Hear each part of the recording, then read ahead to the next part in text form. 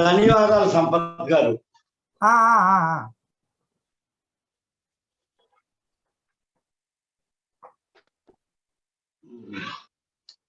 మాడభూషి సంపత్ కుమార్ సాహిత్య వేదిక చెన్నై వారు నిర్వహిస్తున్న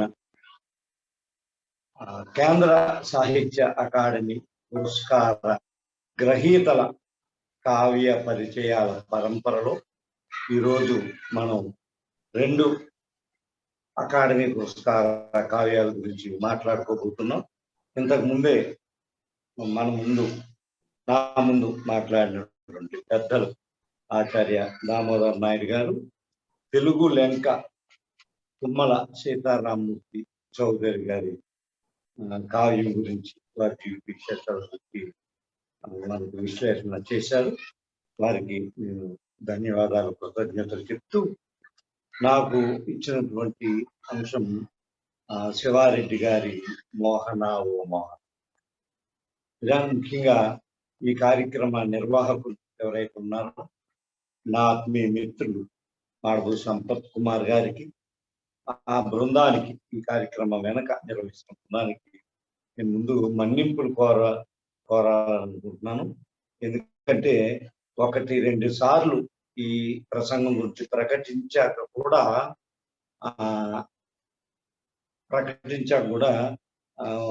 ఒత్తిళ్ళ వలన నేను హాజరు కాలేకపోయాను. దీని గురించి కానీ వీక్షకులకు కానీ సాహిత్యాభిమానులు కానీ ఏమైనా అసౌకర్యం కలిగిస్తే మన్నించమని ఈ సభాముఖంగా కోరుతున్నాను. ముఖ్యంగా ఈ మాడభూషి సంపత్ కుమార్ గారు నాకు చిరకాల మిత్రులు. హైదరాబాద్లో ఆయన ఒక జర్నలిస్ట్గా, సీనియర్ జర్నలిస్ట్గా, కవిగా, ముఖ్యంగా అందరి మధ్య సౌమ్యంగా స్నేహశీలత్వంతో మెలిగే స్వభావం ఉన్న మంచి మిత్రులు, మంచి కవి, అనువాదకులు, పరిశోధకులు, విమర్శలు చాలా ఉన్నాయి. చెన్నై మద్రాసు విశ్వవిద్యాలయంలో ఆచార్యులుగా చిరకాలం పనిచేసి పదవి విరమణ చేసిన తర్వాత ఈ కార్యక్రమాలకి, సాహిత్య కార్యక్రమాలు శ్రీకారం చుట్టడం, అందులోనూ ముఖ్యంగా చాలా కార్యక్రమాలు తెలుగు సాహితీవేత్తల యొక్క ఆ సాహిత్య ప్రయాణాన్ని నమోదు చేసే ఒక కార్యక్రమం ఉంటైతే కేంద్ర సాహిత్య అకాడమీలో తెలుగు వారు పొందినటువంటి అవార్డులు పొందినటువంటి గ్రంథాలని పరిచయం చేసేటువంటి విశిష్టమైన శీర్షిక ఇది. ఇంతకుముందు ఎవరు కూడా ఇలాంటి ఆలోచన చేయలేదు అని అనుకుంటున్నా. ఇది మంచి ఆలోచన. బహుశా ఇది ఎన్నో వారాలుగా నడుస్తోంది. ప్రతి శనివారం అనుకుంటా, బహుశా ఇంకా చివరకు వచ్చి ఉంటుంది. మరి ఈ కార్యక్రమంలో మిత్రుడు సంపత్ నన్ను భాగస్వామ్యం చేయడమే కాకుండా నాకు ఇష్టమైన కవి, గురుతుల్యులైనటువంటి కవి, చాలా ఆత్మీయులైనటువంటి కవి శివారెడ్డి గారి పుస్తకాన్ని అవార్డు, కేంద్ర సాహిత్య అకాడమీ అవార్డు పుస్తకాన్ని నాకు కేటాయించడం అనేటువంటిది నేను చాలా అదృష్టంగా, సంతోషంగా నేను భావిస్తున్నాను.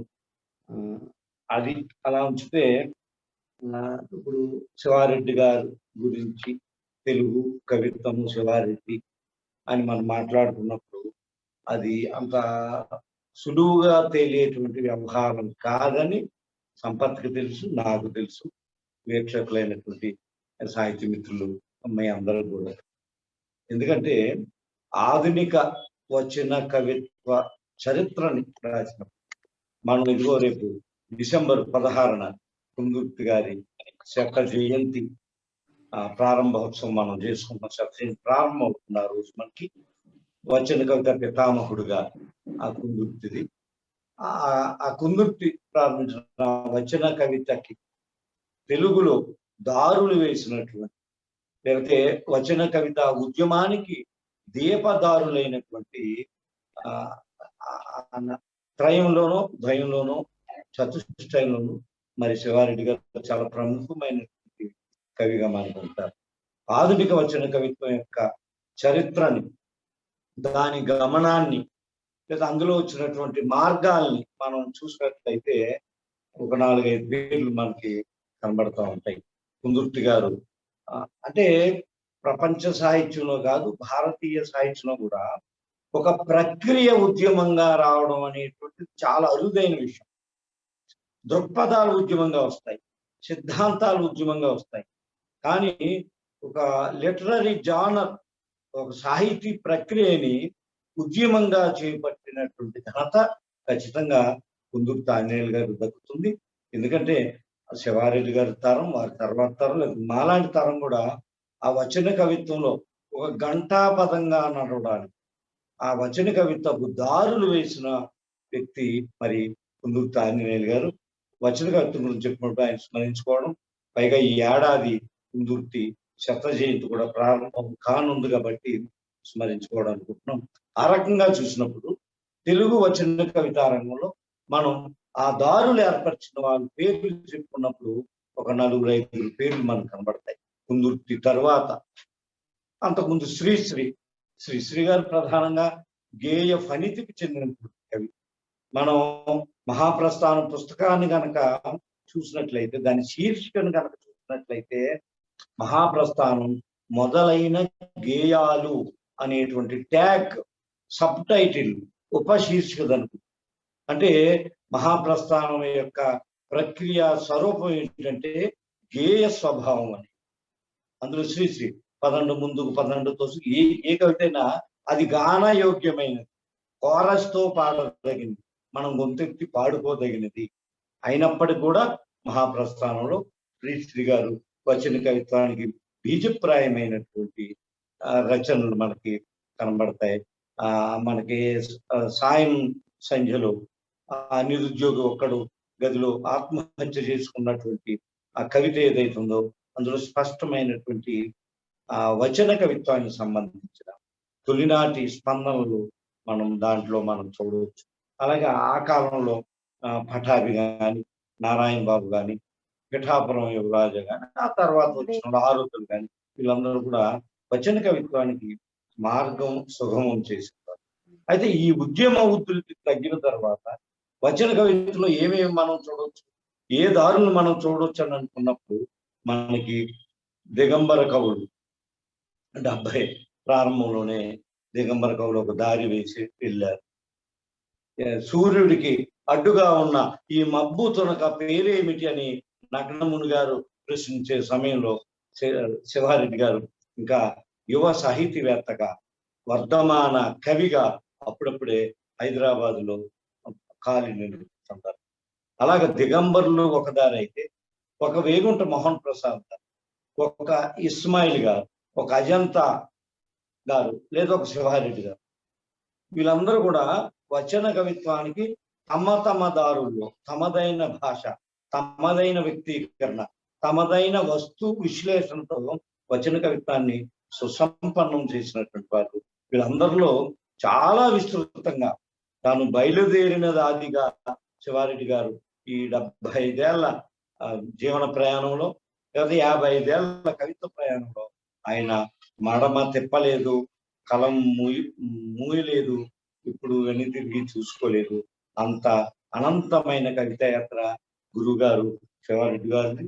కార్యక్రమ నిర్వాహకులు మాకు ఒక పద నిర్దేశం చేస్తున్నారు. అదేంటంటే, ఏ కవి పురస్కృత గ్రంథం గురించి మనం మాట్లాడుతున్నాం, ఆ కవి జీవిత నేపథ్యం, ఆ కవి యొక్క రచనలు, తర్వాత అకాడమీ, కేంద్ర సాహిత్య అకాడమీ పురస్కృతి పొందినటువంటి ఆ గ్రంథం గురించి 3 అంచెల కార్యక్రమం మాకు నిర్వాహకులు నిర్దేశించారు. కాబట్టి ఆ ప్రకారంగానే మనం వెళ్దాం. ఎందుకంటే ఏ కవినైనా ఆయన వాచకం, ఆయన రాసినటువంటి కృతి, వాచకం, టెక్స్ట్ అది చదివితే మనకు కొంత తెలుస్తుంది. ఓహో, ఈ కవి దృక్పథం ఇలా ఉంది అనేటువంటి, ఈ కవి టోన్ ఇది, ఈ కవి స్వరం ఇది అని మనకు తెలుస్తుంది. కానీ ఆ కవి యొక్క నేపథ్యాన్ని, ఆ కవి యొక్క మూలాలని, ఆ కవి యొక్క కుదురుని, అతను ఎక్కడి నుంచి ఎలా వచ్చాడు అనే విషయాలు కూడా, అవి అసలు వ్యక్తిగతం అవ్వచ్చు, సామాజికం అవ్వచ్చు, ఒక్కో సందర్భంలో ప్రాంతీయం కూడా అవ్వచ్చు. అవన్నీ కూడా తెలుసుకున్నప్పుడు ఎక్కడి నుంచి వచ్చాడు అనేటువంటి విషయాలు, ఎలా వచ్చాడు అనే విషయాలు తెలుసుకున్నప్పుడు ఆ కవిత్వానికి ఉన్నటువంటి ఆ ఫ్లేవర్ ఏదైతే ఉందో, ఆ సౌరభం ఏదైతే ఉందో, లేదా దానికి ఉన్నటువంటి ఒక విసురు ఏదైతే ఉందో, మనకి అంతకంటే ఎక్కువగా అవగాహన చేసుకోవడానికి, అవగాహన చేసుకోవడానికి వీలవుతుంది. ఆ రకంగా శివారెడ్డి గారు ఎక్కడి నుంచి బయలుదేరారు, ఎలా బయలుదేరారు విషయాలు మనం 2 విషయాలు మీ ముందు నేను ఉంచడానికి ప్రయత్నిస్తాను. శివారెడ్డి గారు తెనాలి జిల్లా కారుమూరివానిపాలెంలో ఆయన జన్మించాడు. శివారెడ్డి గారు మనందరికీ తెలిసినటువంటి విషయమే. ఆయన కె శివారెడ్డి అంటాం, కానీ మనం చాలా సార్లు శివారెడ్డి అంటే ఏంటి ఏంటి అని అనుకునేటువంటి ఒకటి అనుకుంటాం. ఆయన ఇంటి పేరు కొల్లి. కె శివారెడ్డి అంటే కొల్లి శివారెడ్డి. ఆగస్టు 6న 1943న కారుమూరివానిపాలెంలో జన్మించారు, గుంటూరు జిల్లాలో.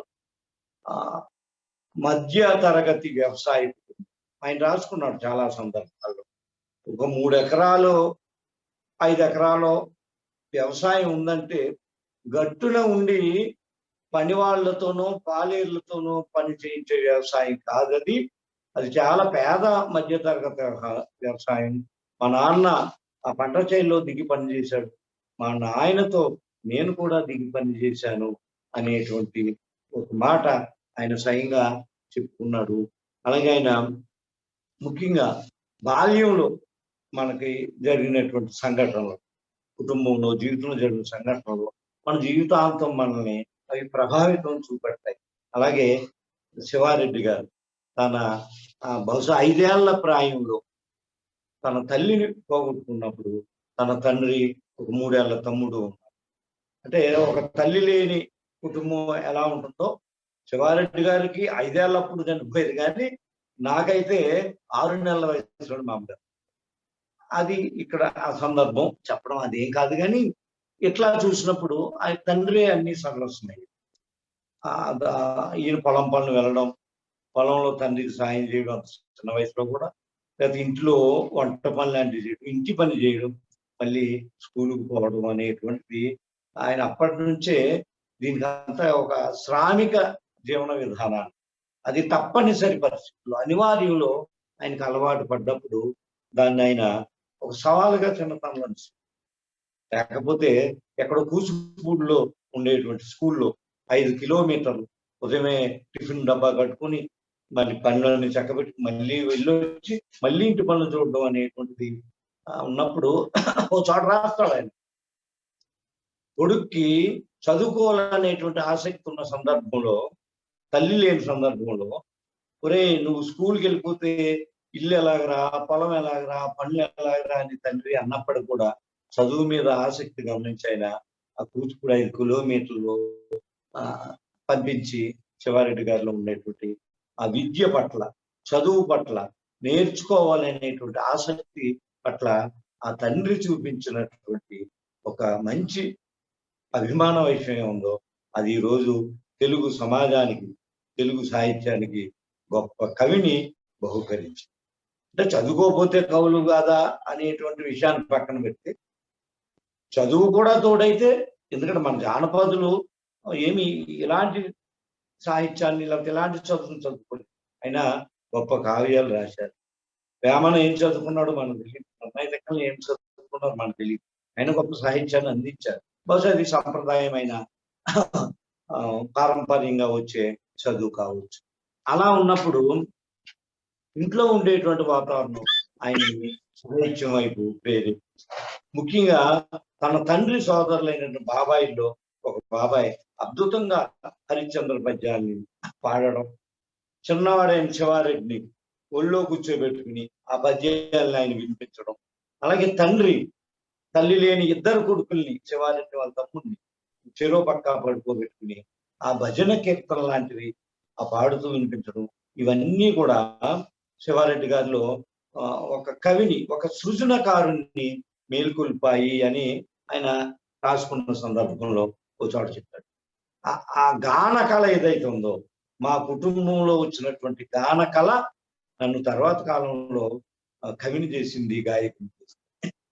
చాలా మంది శివారెడ్డి గారి వచన కవిత్వం తెలుసు, కానీ సభల్లో, సభానంతర సభల్లో ఆయన అద్భుతమైనటువంటి పద్యాలు, జానపద గేయాల్ని, పద్యాల్ని, జాషువా గారి పద్యాల్ని, ముఖ్యంగా 12 డబ్బాల రైలు బండిలో ఎక్కడున్నావే ఏ డబ్బాలో ఉన్నావే ధర్మాపూరి దానమ్మ అని ఆయన ఎప్పుడు 30-40 ఏళ్ల క్రితం జ్ఞాపకాలు. ఆయన పాడుతుంటే ఒక గొప్ప జానపద గాయకుడు ఆయన గొంతులోంచి తొంగి చూసేవాడు. అలాగే ఈ ఛందోమైన పద్యాలను కూడా చాలా రాగయుక్తంగా అడిగి పాడించుకుంటారు మన మిత్రులు.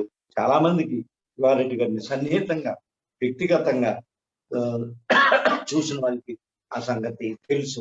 అలాగా ఆ కుటుంబంలో ఉన్నటువంటి అగాన కళ తనని సాహిత్య సృజన వైపు మళ్లించిందని ఆయన రాసుకున్నాడు. అలాగే కవిగా ప్రేరణ కూడా వాళ్ళ పెదనాన్నగారు అబ్బాయి వెంకటరామారెడ్డి గారి ఇంట్లో ఒక గొప్ప లైబ్రరీ, అప్పటికి తెలుగు సాహిత్యంలో సుప్రసిద్ధమైనటువంటి నవలలు, కథలు, లేకపోతే మహాప్రస్థానం లాంటి ఇవన్నీ కూడా ఆయన లైబ్రరీలో ఏదైనా లేటెస్ట్ పుస్తకం ఉండేది. ఆ లైబ్రరీని చదువుకోవడం వల్ల నా మనో వైశాల్యం పెరిగింది, నా సాహిత్య చైతన్య పరిధి పెరిగింది, బహుశా నేను కవిగా అవడానికి ఇవన్నీ కారణం అని చెప్తాడు.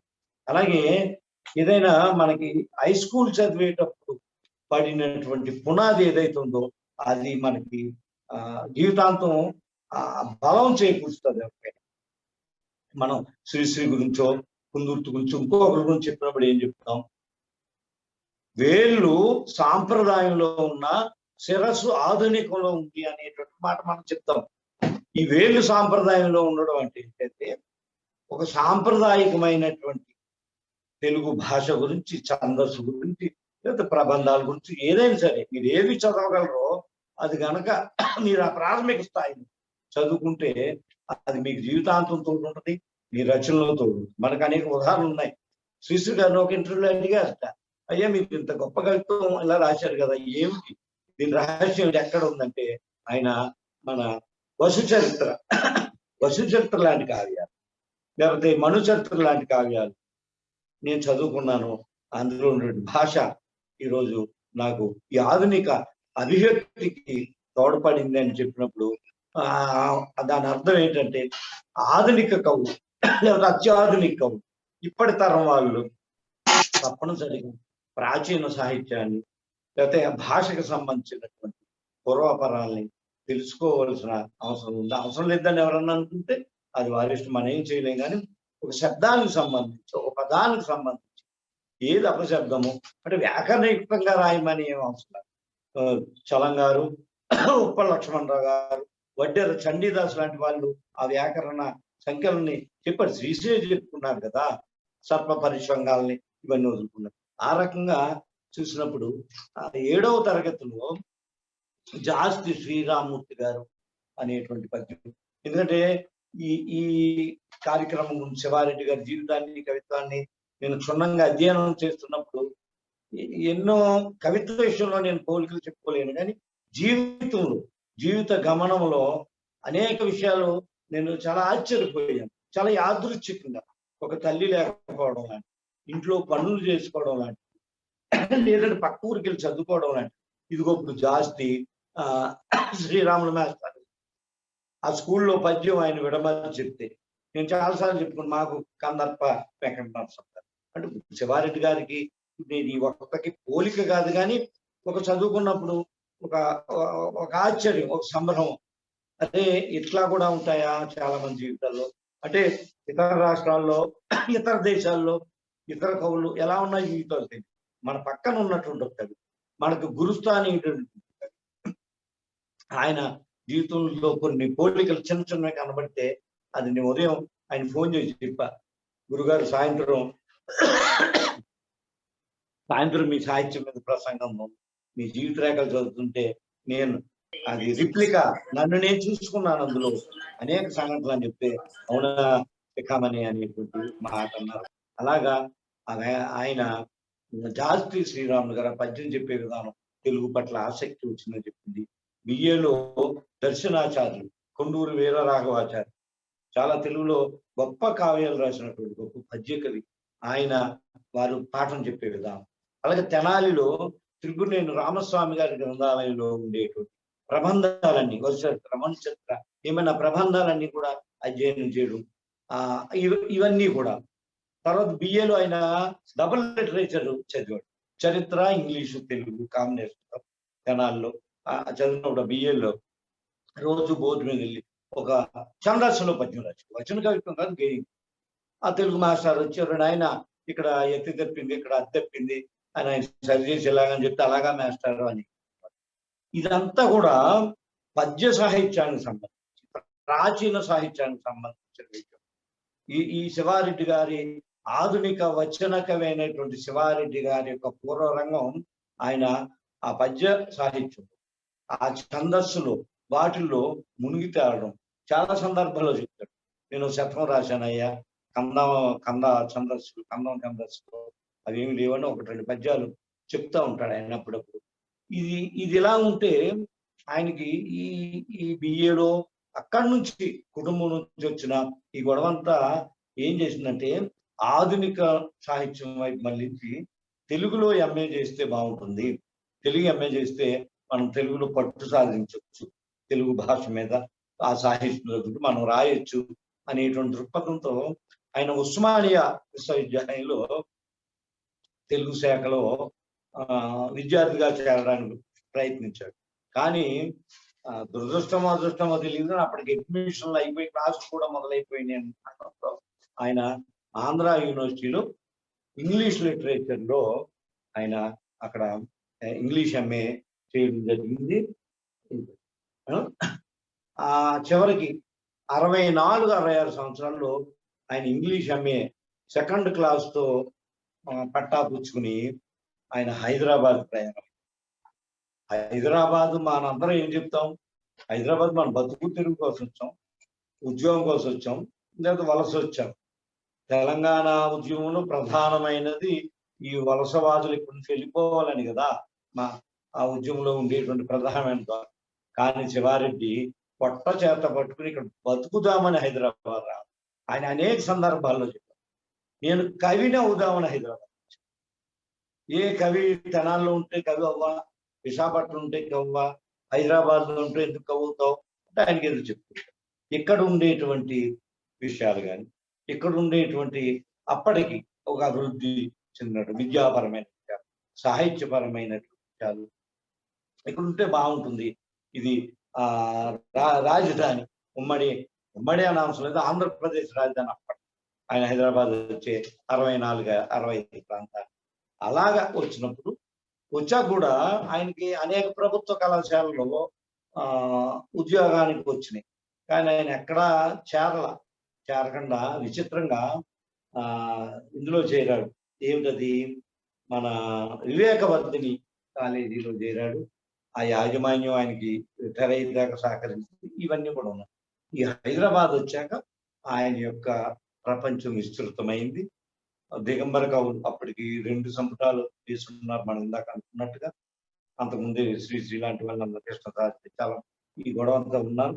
ఇక్కడికి వచ్చాక హైదరాబాద్కి వచ్చాక అనేక మంది గొప్ప రచయితలందరూ కూడా అతనికి నారాయణ రెడ్డి గారు, దాశరథి గారు, శీలా వీర్రాజు, బుచ్చుబాబు, కుందు ఇలాంటి వాళ్ళందరూ కూడా ఉన్నారు. అంటే ఒక నవ్వన నూనూగు మీసాల నూతన యవ్వనంలో ఒక కవిత్వంతో ఊగిపోతున్నటువంటి, కవిత్వంతో జ్వలించిపోతున్నటువంటి ఒక కవి ఒక నగర వాతావరణంలోకి ఆయన వచ్చినప్పుడు, ఆ చుట్టూ ఇంత ఉన్నప్పుడు ఆయన ఇది నేనుండవలసిన చోటు ఇది అని నిర్ధారించుకుని ఆయన ఇక్కడ హైదరాబాద్లో ప్రస్థానాన్ని కొనసాగించాడు.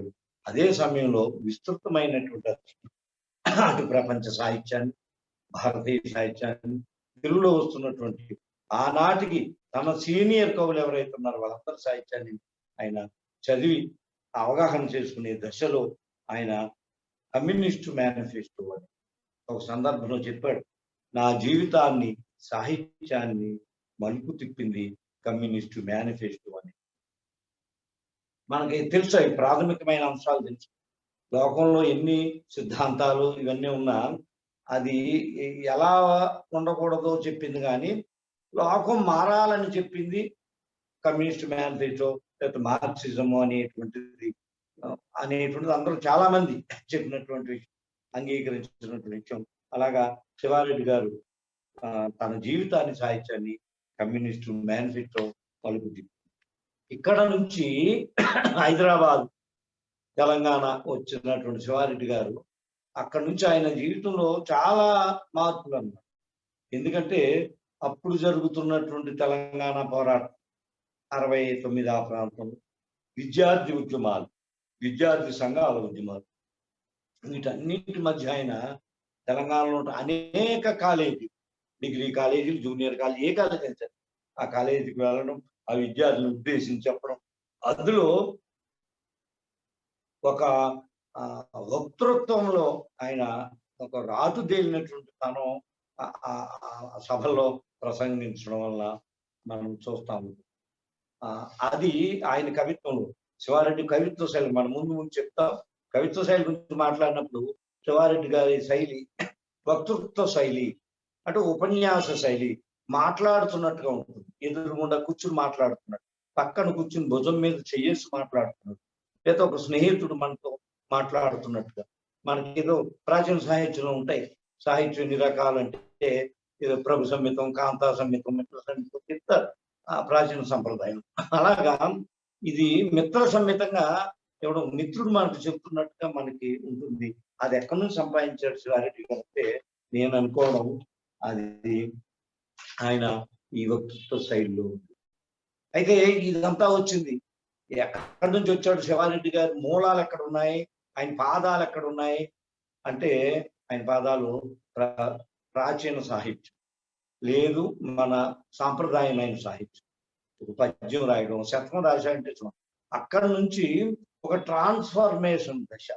మనం అనుకుంటాం అది చాలా కష్టసాధ్యమైన విషయం. మిత్రులు ఉన్నారు, పెద్దలు ఉన్నారు ఇంట్లో. ఎందుకంటే మీరు తెలుగు సాహిత్యంలో చూస్తే మనకు చాలా లేట్ కమర్స్ కనబడతారు సాహిత్యం. ఉదాహరణ కుందుర్తిని చూడండి. కుందుర్తి పద్య కవిత్వం నుంచి విశ్వనాథ శిష్యుడి దగ్గర నుంచి ఆయన మెప్పు పొంది వచన కవిత్వానికి వచ్చి దాన్ని ఉద్యమంగా చేశారు. ఒక శేషేంద్ర శర్మ గారిని తీసుకోండి. ఆయన నా దేశం నా ప్రజలు రాయకు ముందు చాలా సుప్రసిద్ధుడైన సాంప్రదాయ పద్యత, సాంప్రదాయం కాదు శాస్త్రం తెలిసినటువంటి, లేకపోతే తత్వాలు తెలిసి, దర్శనాలు తెలిసినట్టు ప్రపంచ సాహిత్యాన్ని అంటే వాల్మీకిని, కాళిదాసుని కాకుండా ఇతర భాషా సాహిత్యం ఉంటాడు. కానీ ఆయన ఆధునికత వైపు చాలా ఆలస్యంగా వచ్చింది. మీరు ఇస్మాయిల్ గారు ఒకటి, అంటే ఇది ఎందుకంటే సందర్భం వచ్చింది కాబట్టి మనం మాట్లాడుకుంటున్నాం. ఇస్మాయిల్ గారు కృష్ణశాస్త్రి గారు అంటే ఆయన చాలా ఆరాధనాభావం. చలంగారు, ఇస్మాయిల్ గారి తమ్ముడు చలంగారి అల్లుడు వజీర్ రహమాన్ గారు, వాళ్ళందరితో ఉన్నాయి భావకవిత్వంలో. పిఆర్ కాలేజీలో చదువుకున్నాడు ఆయన. మహామహోపాధ్యాయ కాలేజీ ఉపాధ్యాయుడు, ప్రిన్సిపాల్ గా ఉండేటువంటి రఘుపతి వెంకటరత్న నాయుడు, వీళ్ళందరూ పిఆర్ కాలేజీ అంతా చదువుకున్నాడు. ఛందస్సులో కొంచెం మాత్రంతులు రాశాడు. కానీ ఆయన వచన కవిగా బయటికి రావడానికి చాలా ఏళ్ళు పట్టింది. ఆ మృత్యోక్షం లాంటి తొలి కవితా సంపుటి 170 ప్రాంతాల్లో. ఇవి ఇంత వివరంగా ఎందుకు చెప్పుకోవాల్సి వస్తుందంటే, నువ్వు సాంప్రదాయం నుంచి బయలుదేరిన వాడు ఆధునికత వైపు వచ్చేటువంటి ఒక పరివర్తన దశ, పరిణామ దశ, ఒక గుణాత్మక పరిణామం వైపు వెళ్ళేటప్పుడు అదంత సులువుగా సాధ్యం కాదు. చాలా మందికి అది వంట పట్టదు. అలాగా శివారెడ్డి గారు ఈ ఛందస్సులను వదిలించుకొని ఆధునికత వైపు వచ్చే దశలో ఒక చాలా ఘర్షణకి లోనైనటువంటిది మనకి కనబడుతుంది. ఎందుకంటే పాత పనిముట్లను వదులుకొని పాత భాషని, పాత పదబంధాలని, ఇమేజరీని వదులుకొని ఇది పూర్తి విరుద్ధమైనది. ఒక పద్యమో ఒక గేయమో వచన కవిత్వానికి పూర్తిగా విరుద్ధమైనది అని మనం అనుకున్నప్పుడు అవి వదులుకొని ఇటు రావడానికి, ఇక్కడ రావడానికి కావలసినటువంటి సరంజామా సమకూర్చుకోవాలి. ఈ పరివర్తన దశలో శివారెడ్డి విస్తృతంగా అధ్యయనం చేయాలి. సాహిత్యాన్ని ఇది మార్చడం లాంటి దాన్ని, ప్రపంచ సాహిత్యం అన్ని చదవడంతో ఆయనకి ఆధునికత వైపు వచ్చి 1973లో మొట్టమొదటిసారిగా రక్తం సూర్యుడు అనేటువంటి కవిత. ఎందుకంటే 70లో మనకి విరసం ఉంది, వర్గ దృక్పథం, వర్గ పోరాటం ఉంది, అటు నక్సల్బరి శ్రీకాకుళ ఉద్యమ పోరాటాలు జరుగుతున్నాయి. 69లో తెలంగాణ తొలి దశ పోరాటం జరిగింది. ఈ దశలో పద్యం నుంచి గేయం నుంచి వచ్చిన కవిగా కాలు నిన్నటువంటి శివారెడ్డి గారు 73లో రక్తం సూర్యుడు అంటే ఒక కవితా సంపుటికి మనం పెట్టినటువంటి పేరు శీర్షిక దాన్ని రిప్రజెంటేటివ్ గా ఉంటుంది. రక్తం సూర్యుడు అనేటువంటి ఆ గొప్ప పదం. తర్వాత కాలంలో సూర్యుడి మీద చాలా వచ్చినాయి. కె చంద్రశేఖర్ గారు చెప్పారు, శివసాగర్ గారు చెప్పారు, మండే సూర్యుడిలా ఉన్న డప్పు లాగా దరువేస్తానని ఇవన్నీ కూడా. అక్కడి నుంచి ఆయన తన సాహిత్య ఆరంగరేటం వచ్చిన కవిత్వం ప్రారంభించి ఆ తర్వాత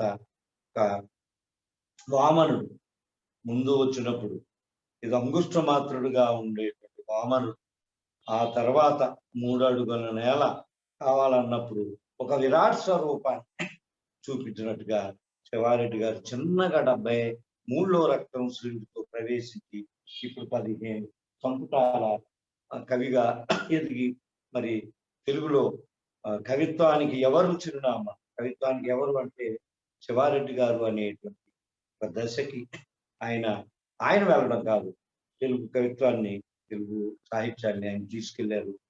ఆ పరిణామ క్రమం అంతా మనకి ఇక్కడ ఉంది. అయితే మార్క్సిస్ట్ మేనిఫెస్టో, కమ్యూనిస్ట్ మేనిఫెస్టో నా జీవితాన్ని సాహిత్యాన్ని మార్చిన శివారెడ్డి గారు విరసాన్ని తను అవగాహన చేసుకున్నాడు. విరసంలో సభ్యుడు కాదు కానీ ఒక దశలో విరసం లేనిదే నేను లేను అని చెప్పుకునేటువంటి ఒక ప్రకటన శివారెడ్డి గారి నుంచి వచ్చింది. అలాగే విరసం సంస్థాగత బాధ్యులు కూడా ఆయన బయట ఉన్నప్పుడు కూడా ఆయన ఒక మద్దతు సాహిత్యపరంగా ఉద్యమాల పరంగా ఆ మద్దతు సంస్థాగతమయంగా వాళ్ళు తీసుకోవడం జరిగింది. ఇవన్నీ కూడా మనకు చర్చలో నిలిచేటువంటి విషయాలు. ఇక ఏమిటి శివారెడ్డి ప్రయాణంలో ఏం చూస్తున్నాడు ఇతను అంటే ఆయనకి కొత్త కవులకి కొత్తగా కవిత్వం రాయాలి అనుకునేవాళ్ళు లేదు, కవిత్వం అసలు సాహిత్యం రాయాలి అనుకోవాలి అని చెప్పే మొదటి సందేశం ఏంటంటే నీ మొదటి ప్రాధాన్యత కవిత్వం కావాలి, అన్ని ప్రక్రియలు చదవాలి. ఇది సాహిత్యంలో ఒక డ్రాబ్యాక్. అది ఏమంటాం, ఇవి ఉంటాయి, గ్యాప్స్ ఉన్నాయి సాహిత్యం. ఇది నన్ను కూడా కలుపుకుని ఒక ప్రక్రియలో సృజనాత్మకంగా రచన చేసేవాడు మరొక ప్రక్రియను పెద్దగా చదవడు. దీనికి ఎవరో మినహాయింపు కాదు. శివారెడ్డి గారు కథ చదువుతాడు, నవల చదువుతాడు, కవిత్వం చదువుతాడు, ఏదైనా ఏ ప్రక్రియలను చదువుతాడు.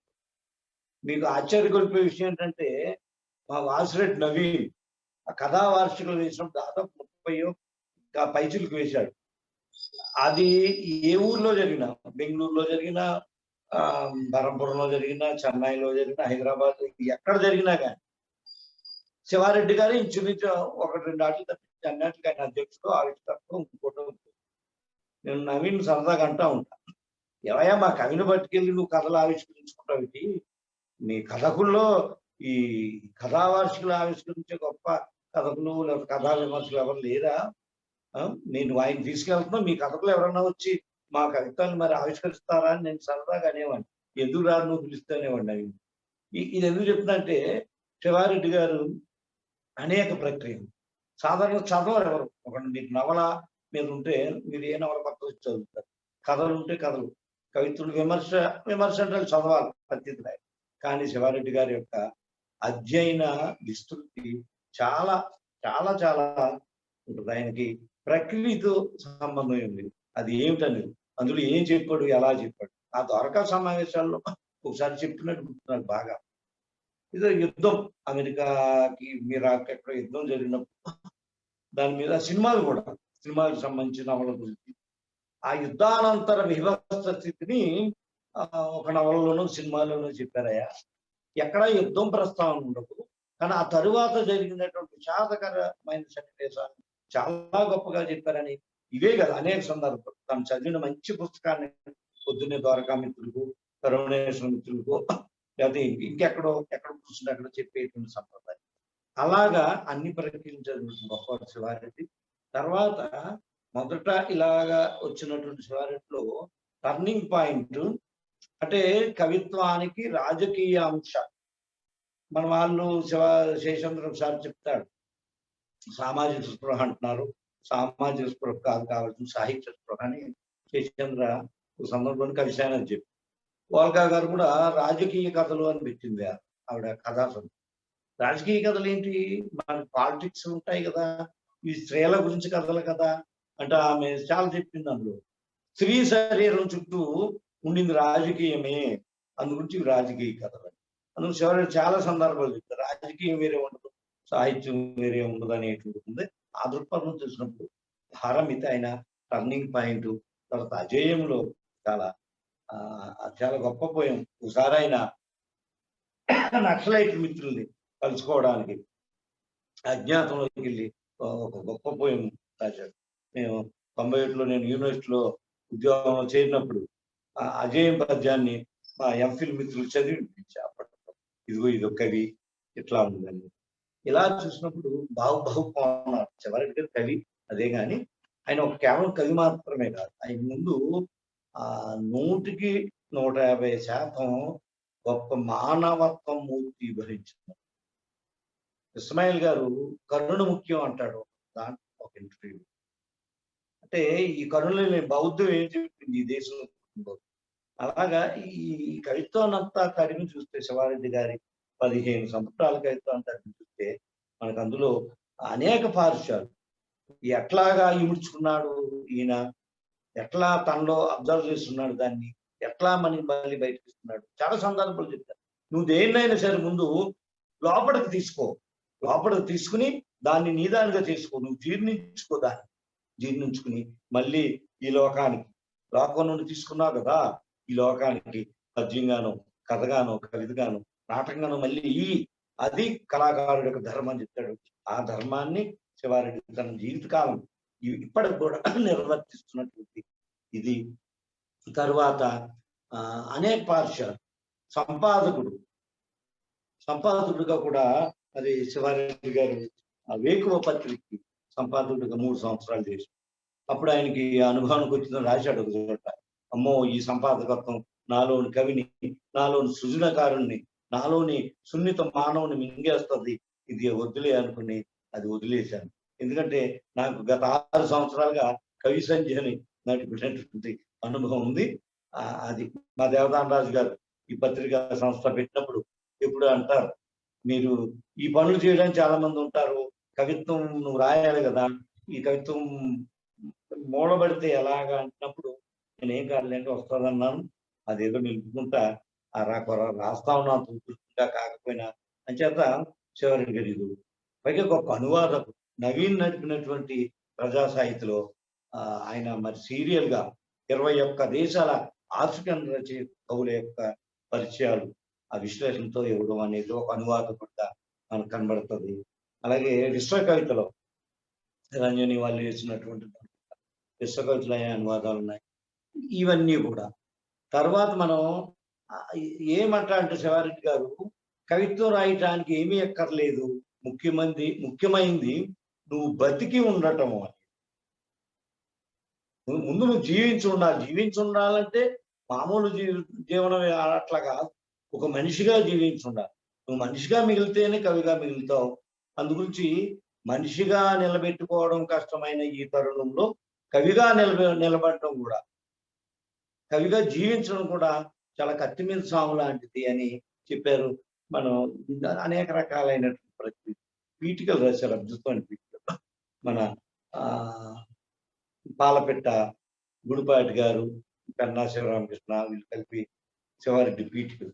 అంటే కొత్త కవుల్ని భుజం తట్టి ప్రోత్సహించడం, దగ్గరకు తీసుకోవడం, ఇది ఎట్లా కాదు ఇది ఇట్లా అని చెప్పడం, అంటే ఒక మిత్రుడిలాగా, ఒక అన్నలాగా, ఒక తండ్రిలాగా అది చెప్పడం అనేటువంటిది ఆధునికులు చాలా మనం చాలా మంది కవులను చూస్తాం. మనం అదే ఉద్యోగాన్నో లేదా హోదానో అంటే పెట్టుకుని దూరాలుగా ఇవన్నీ ఉండడం. కానీ శివారెడ్డి గారు అలా కాదు. ఎవరైనా కొత్తగా వస్తే చెప్తారు. ఇప్పుడు నందిని సిద్ధారెడ్డి గారు శివారెడ్డిని చూడడానికి అక్కడ ఎండనబడి ఎప్పుడు వచ్చాడు. సుమన్ వస్తే శివారెడ్డి గారు ముందు అడిగింది, అన్నం తినలేదు గురువు గారు, ముందు అన్నం తిన్న తర్వాత మాట్లాడుకున్నాం సాహిత్యం. అదేంటంటే అది ఒక ఆత్మీయమైన మందు. కడుపుని తల్లి తడుముతుంది, ఆకలి కడుపుని. కవి కూడా లోకం ఆకలి కడుపు. శేషేంద్ర అంటాడు, ఈ లోకంలో ఉన్న అన్నార్తులందరూ కార్ల్ మార్క్స్‌కి కృతజ్ఞత అయి ఉంటారు అనేటువంటి మాట శేషేంద్ర లాంటిది. అలా చూసినప్పుడు ఎంతో మంది యువకుల్ని ప్రోత్సహిస్తూ తన సమకాలి ముఖ్యంగా దేవిప్రియ గారికి రాసినటువంటి నీటి పట్టుకు రాసిన మాటలో, నువ్వు కవి కదా, నువ్వు రాయాలి కదా, నువ్వు రాయకుండా అశ్రద్ధ చేస్తే, అంటే రాయగలిగిన వాడు రాయకపోతే రాకూడని కవిత్వం వస్తుంది, వాళ్ళు కవులుగా చలామణి అవుతారని ఇప్పుడు 90ల నాడే దేవిప్రియకి రాసిన పుస్తకం హెచ్చరిక. మనకి వచ్చిన పని కవిత్వం చెప్పడము, రాయడము, పాడటము ఏదైనా సరే దాన్ని కొనసాగించకుండా మాకు చాలా బిజీగా ఉన్నాను, మా కాలేజీకి సెలవులు లేవు, సెలవులు ఇచ్చినప్పుడు రాస్తాను, ఇంకోటి ఇచ్చినప్పుడు రాస్తాను అనుకోవడం అనేటువంటిది అది కాదు, అది కవి ధర్మం. అట్లా చాలా విషయాలు ముఖ్యంగా శివారెడ్డి గారు రాసిన స్త్రీలకు సంబంధించిన కవిత ఆమె ఎవరైతేనేమనే పేరుతో రాశారు. అంటే ఏ స్త్రీవాద కవిత్రి కవిత్వానికి తగ్గకుండా, తక్కువ కాకుండా అద్భుతమైనటువంటి. ఎందుకంటే కవి ఎవరో అంటారు, నువ్వు కవి కావాలంటే నీలో సగం స్త్రీ అయి ఉండాలి. స్త్రీ అయి ఉండాలంటే తల్లి అయి ఉండాలి, చెల్లి అయి ఉండాలి, ఇంకొకటి. ఆ స్త్రీయత్వం లేనిదే నీలో ఆ కవిత్వం, ఆ సున్నితత్వం అవన్నీ రావండి. శివారెడ్డి గారు ఆమె ఎవరైతే దాంట్లో రాసినటువంటి ఆ కవితల శీర్షికలు లోలాకులు లాంటి కానీ, కమల కుమార్ చదువుతాం కానీ, అసలు ఆమె ఎవరైతే అంటారు, ఈ క్రూరమైన పగటి పని చేసిన తర్వాత రేపటి కోసం ఆమె శక్తిని కూడగట్టుకుంటూ మునగ తీసి పడుకుంది. అయ్యా మీరు మనసులో అన్న ఆమెను పిలవకండి, పేరెత్తి కాదు, గొంతెత్తి కాదు, ఓయనో ఇంకోటనో కాదు, మనసులో కూడా పిలవకండి. ఎంత ఈ భావన మీరు ఊహ చేయండి. మనసులో మీరు పిలిచినా వినబడద్ది. అమ్మ టీ టైం అయిందో, కాఫీ టైం అయిందో, నాకేమైనా ఇస్తావా, భోజనం పెట్టు, నువ్వు మనసులో కూడా అనుకోవద్దు. మనసులో అనుకుంటే ఆమె మెలుగు వస్తుంది, ఆమె నిద్రాభంగం అవుద్ది. అలాంటి పని చేయి. అంటే ఎంత లోపల ఎంత సున్నితత్వం ఉంటే గాని ఇలాంటి మాటలు వస్తాయనేది మనం ఒకటి, నేను ఊరికే మోడల్గా చెప్తున్నాను. అనువాదాలు ముఖ్యంగా శివారెడ్డి గారిని చాలా సందర్భాల్లో చాలా మంది మిత్రులు అంటారు, ఆయన గొప్ప కవిత్వ ప్రేమికుడు అనేసి. ఏంటా కవిత్వం? పిల్లల కోడి అంటే అణుగు తట్ట దిగిన తల్లి కోడి తన పిల్లల్ని వేసుకుని ఎట్లాగైతే మేతకు బయలుదేరుతుందో అట్లా శివారెడ్డి కౌలు వేసి తిరుగుతారు. మనకి ఇలాంటి వాళ్ళు మాకు అక్కడ కాకినాడలో అద్దేపల్లి రామ్మోహన్ రావు గారిని చెప్తారు, శివారెడ్డి గారిని చెప్తారు. ఆ పిల్లల కోడిలో మేమందరం కూడా కోడి పిల్లలై తిరిగినటువంటి సందర్భాలు. ఇది ఎట్లా సాధ్యమైందో కవికి అనుకున్నప్పుడు నాకు వ్యక్తిగతంగా ఇంతకన్నా ఆయన జీవితం ఈ పరిణామం చదివినప్పుడు అనేక రకాలైనటువంటి సాదృశ్యాలు అవన్నీ కనబడ్డాయని. 91లో ఆయన యానం మొదటిసారిగా వచ్చాడు. ఆ వచ్చిన దాదిగా అనేక సందర్భాల్లో బహుశా పదుల సంఖ్యలో యానం రావడం, అక్కడ కార్యక్రమాలు మా దేవదానరాజు గారి పుస్తకాలు కానీ, నా పుస్తకాలు కానీ, కవి సంజయ్ కార్యక్రమం, యానంతో ఒక అటాచ్మెంట్ ఆయనకి ఉంది. ఆ రకంగా ఒక ఆత్మీయత ఉంది. ముఖ్యంగా ఆయన్ని దగ్గరగా చూసేటువంటి అవకాశం, శివారెడ్డి గారిని దగ్గరగా చూసేటువంటి అవకాశం రావడం వలన దాదాపు ఒక 1/2 డజన్ పద్యాలు శివారెడ్డి గారు రాసుకున్నారు. కవుల విడిది కానీ, రొట్టె లాంటి మనిషి కానీ, పొద్దున్నే కవి గొంతు, కవితాత వంటి కవితలు శివారెడ్డి గారి జీవన విధానం, ఆ వ్యక్తిత్వం దాని మీద రాసినటువంటి వివిధ సందర్భాల్లో ఇది ఆయన గురించినటువంటి పరిచయం. అయితే మరి ఆయన రచనల గురించి మనం చెప్తే మనందరికీ తెలిసినవే. 73లో రక్తం సూర్యుడి దగ్గర నుంచి చర్య, ఆసుపత్రి గీతం, నేత్రధనస్సు, భారమితి, మోహనావో మోహన, అజేయం, కలల నది అంచున, అంతర్జననం, వృత్తాలేఖిని, అతని చరిత్ర, కొసగనివన్నీ, గగనమంత తలతో, గాథ పక్కకు ఒత్తిగిల్లితే, ఇవన్నీ కూడా కొంచెం స్వేచ్ఛ కావాలి. ఇవన్నీ కూడా దాదాపు 15 సంపుటాలు ఈ మధ్యలో చాలా శివారెడ్డి కవిత అనేటువంటిది వచ్చింది, ఒకటి సెలెక్టెడ్ పోయిమ్స్. శివారెడ్డి కవిత 3 వాల్యూమ్స్ లో కూడా వచ్చినాయి. ఇంకా అవార్డుల గురించి అవి మనం చెప్పుకోవాల్సిన అవసరం లేదు. కేంద్ర సాహిత్య అకాడమీ పురస్కారం ఈ మోహన ఓ మోహనకి వచ్చింది. ఇది మొదటిసారి 1988లో ఇది వచ్చైతే 90లో కేంద్ర సాహిత్య అకాడమీ అవార్డు వచ్చింది. ఆ తర్వాత అది 1991, 94, 2000 సంవత్సరాల్లో 2007 సంవత్సరాల్లో 3 సార్లు పునర్ముద్రణ. ఇంగ్లీష్లో అల్లాడే ఉమ శ్రీధర్ గారు, కన్నడంలో చిదానంద సాలి మరి అనువాదాలు చేశారు. ఇందులో మొత్తం 44 కవితలు ఉన్నాయి. మానవ సంబంధాలు, అంతర్జాతీయ ఘటనలు, వర్గ దృక్పథం, ప్రకృతి గురించిన పలవరింతలు, కవిత్వం గురించి కవిత్వం, మార్మికత, ఇవన్నీ కూడా మనం ఈ సంపుటాల్లో చూడవచ్చు. సరే, వారి అవార్డుల గురించి మనం అనుకున్నప్పుడు కేంద్ర సాహిత్య అకాడమీ అవార్డు తర్వాత మనకి ఆంధ్రప్రదేశ్లో ఉండేటువంటి అనేక పురస్కారాలు, ప్రతిష్టాత్మకమైనటువంటి పురస్కారాలు, ఫ్రేమర్స్ ఫ్రంట్ దగ్గర నుంచి, తెలుగు విశ్వవిద్యాలయం దగ్గర నుంచి, అజో విభో దగ్గర నుంచి ఇవన్నీ కూడా ఆయన వచ్చినాయి. అంతకు మించి జాతీయ స్థాయిలో మరి సరస్వతి సమ్మాన్ లాంటివి ఆయనకి రావడం లాంటివన్నీ కూడా ఉన్నాయి. అది మామూలుగా శివారెడ్డి కవిత్వానికి ముఖ్యమైన విషయం. అయితే ఇక కవిత్వంలోకి వెళ్దాం. సంపత్ గారు ఎంత సమయం ఉంది?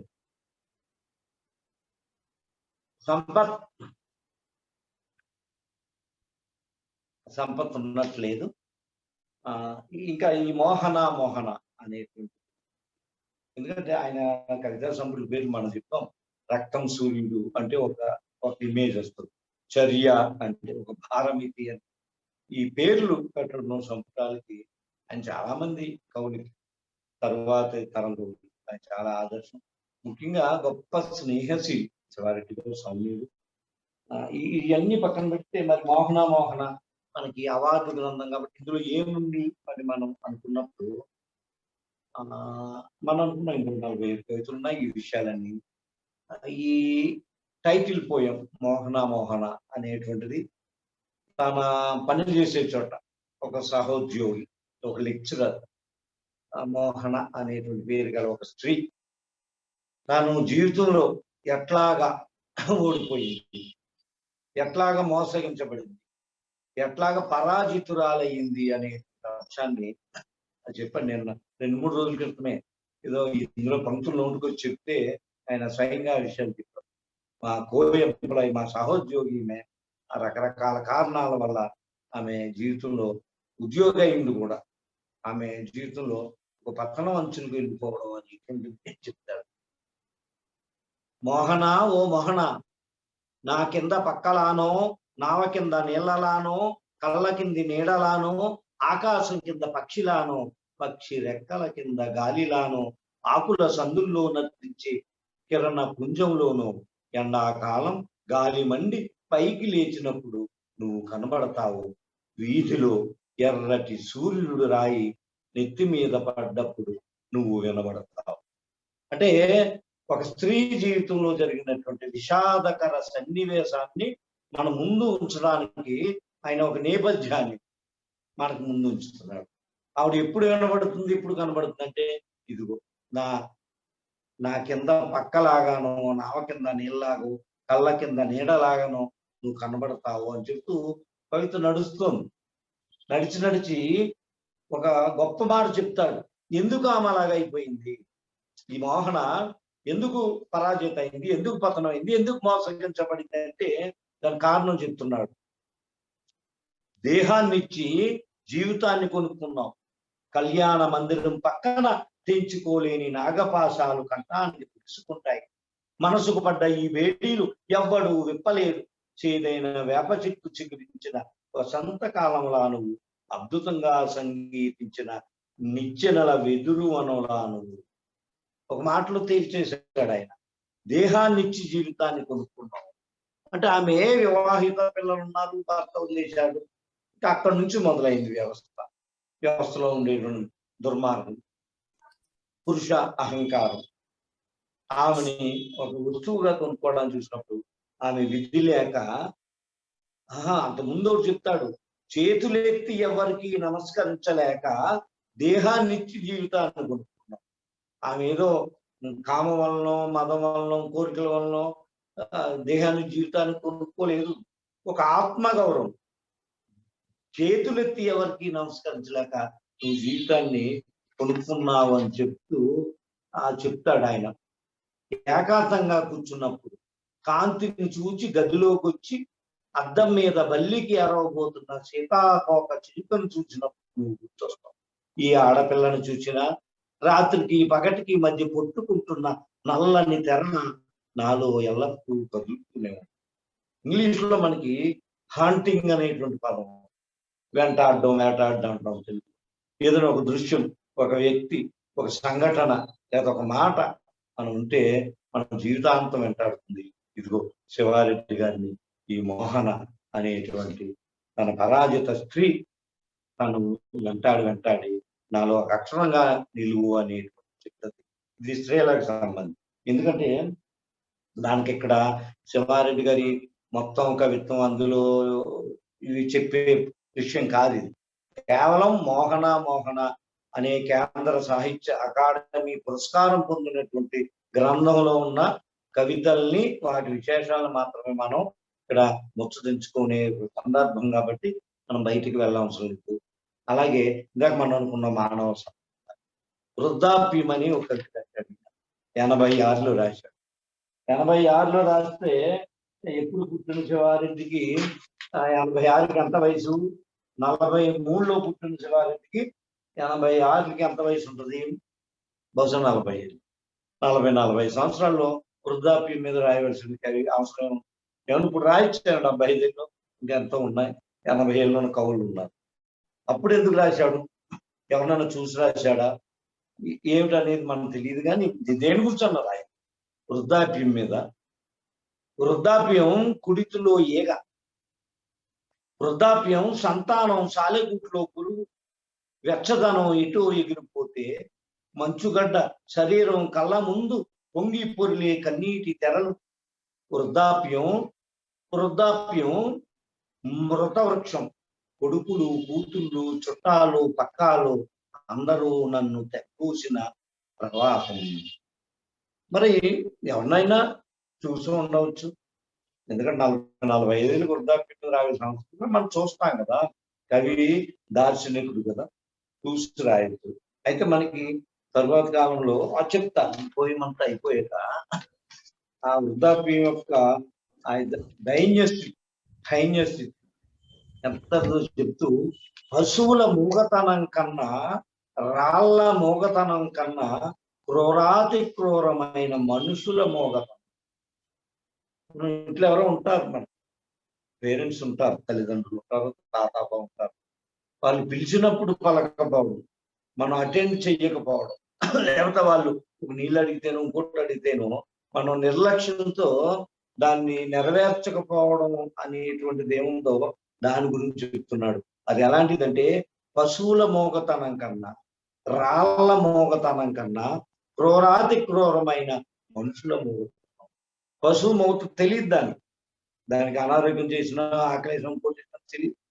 కానీ పశువు మోగ రోధిస్తే, కళ్ళ నీళ్ళు వస్తే ఆ పశువుల యజమాని తెలుస్తుంది దీనికి ఏదో బాగోలేదు, అది చెప్పలేదు కాబట్టి. రాళ్ళు కూడా అలా. కానీ ఆ రెండింటికంటే మనిషి క్రూరుడు అని చెప్తూ, ఎందుకు ఈ వృద్ధాప్యం ఇంత శాపంగా ఇలా మారిందంటే, కొడుకులంతా తండ్రులు అవగానే వాళ్ళ తల్లిదండ్రులు సుఖంగా అకస్మాత్తుగా చనిపోవాలని మీరంతా ప్రార్థించరు.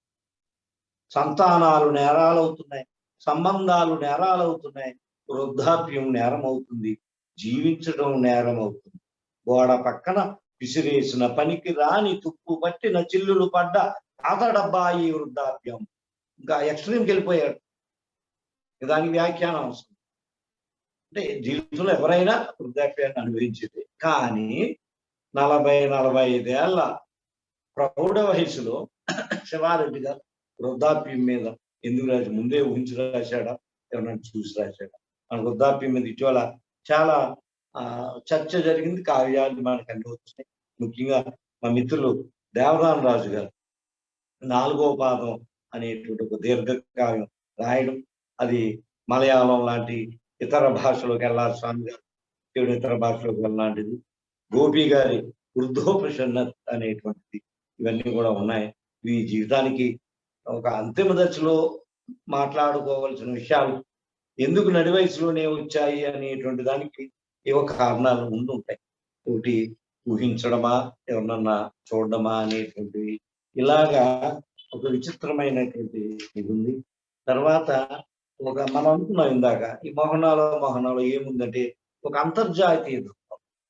అంటే మనం స్థానికమైన విషయాలు స్పందిస్తాం. మన కాలనీలో, మన వీధిలో, మన ఇంటిలో, లేదు మన రాష్ట్రంలో, మన జిల్లాలో చెప్తాం. దేశవ్యాప్తంగా జరిగినవి చూస్తాం, అంతర్జాతీయంగా కూడా. ఈయన బెంజమిన్ మొలైసే అనేటువంటి ఒక అద్భుతమైన కవిత, అది అద్భుతంగా రాశాడు. అంతర్జాతీయమైనటువంటి వస్తువుకు సంబంధించిన, కవికి సంబంధించిన. రాత్రి నల్లగా ఉంటుంది, రాత్రి అడవిలా ఉంటుంది, రాత్రి అగ్నిలా ఉంటుంది. రాత్రిలా ఉన్నావు బెంజమిన్ మొలైసే, గాలి వింజామరణలు వీర్చడం లేదు, గాలి నిన్ను వీస్తుంది. నీ నీలి శరీరం ఉక్కు నిర్ణయాలను వీస్తుంది. బెంజమిన్ మొలైసే అంటే ఒక నల్ల జాతి కవి నిర్బంధాలకు గురైనప్పటికి కూడా అతను నిర్భయంగా దాన్ని నిలబడి ఉన్నాం. ఎక్కడో ఖండాంతరాల్లో, దేశాంతరాలు, సౌత్ ఆఫ్రికా జరిగినప్పుడు ఎక్కడ బెంజమిన్ మొలైసీ, ఎక్కడ తెనాలి నుంచి హైదరాబాద్కు వచ్చిన సార్ అతను చెప్తున్నాడు అద్భుతంగా. రాత్రి నల్లగా ఉంటుంది, అడవి నల్లగా ఉంటుంది, రాత్రి అగ్నిలా ఉంది, రాత్రిలా నువ్వు ఉన్నావు బెంజమిన్ మొలైసీ. అంటే ఒక ఎత్తుగడ. మనం ఇవన్నీ అంత దాని కావ్య నిర్మాణం పద్ధతులు అవన్నీ చెప్పడానికి సమయం లేదు, కానీ అంటే ఒక కవి ఒక ఎత్తుగడ. మనం టేక్ ఆఫ్ అంటాం విమానాలు వెళ్ళినప్పుడు, ఆ టేక్ ఆఫ్ ఎట్లా ఉంటుందో, ప్రయాణం కవితంతా సాగాల, మళ్ళీ మనకి కింద అది ల్యాండ్ అయినప్పుడు ఉంటుంది. మనం చెప్తారు ఒక ఎత్తుగడ, నిర్వహణ, ముగింపు అని కవిత నిర్మాణ పద్ధతులు, వీటిలో మనం చెప్తా ఉంటాం. ఆయన 7 పోలికలు తెచ్చాడు. రాత్రిని తెచ్చాడు, అడవిని తెచ్చాడు, అగ్నిని తెచ్చాడు. ఈ మూడింటిని తెచ్చి ఈ మూడిట్లో నువ్వు ఉన్నావు బెంజమిన్ మొలైసే. అది అంతకు మించి ఇంత గొప్ప ప్రతీక. ఒక నల్ల జాతి కవి, నల్ల జాతి పోరాట వీరుడికి అంత గొప్ప కవిత, అంతకంటే గొప్పది ఉందని అనుకో. నేను కూడా నల్లని దానని ఒక మినుము గింజని ప్రతీకగా తీసుకుని ఈ నలుపు మీద కవిత రాసిన సందర్భం అనుకుంటుంది. ఇలాంటి అలాగా ఈ అంతర్జాతీయ విషయాలకి స్పందించడం అనేటువంటి, ఎందుకంటే చివరికి రాసిన అనువాదాలన్నీ కూడా ప్రపంచ సాహిత్యానికి సంబంధించి ఒక అవన్నీ ముందు చెప్తాం. తర్వాత మాట గురించి చెప్తాడు. ఒక దాంట్లో మాట మీద 2 కవితలు ఉన్నాయి, మాట 1, మాట 2 అని.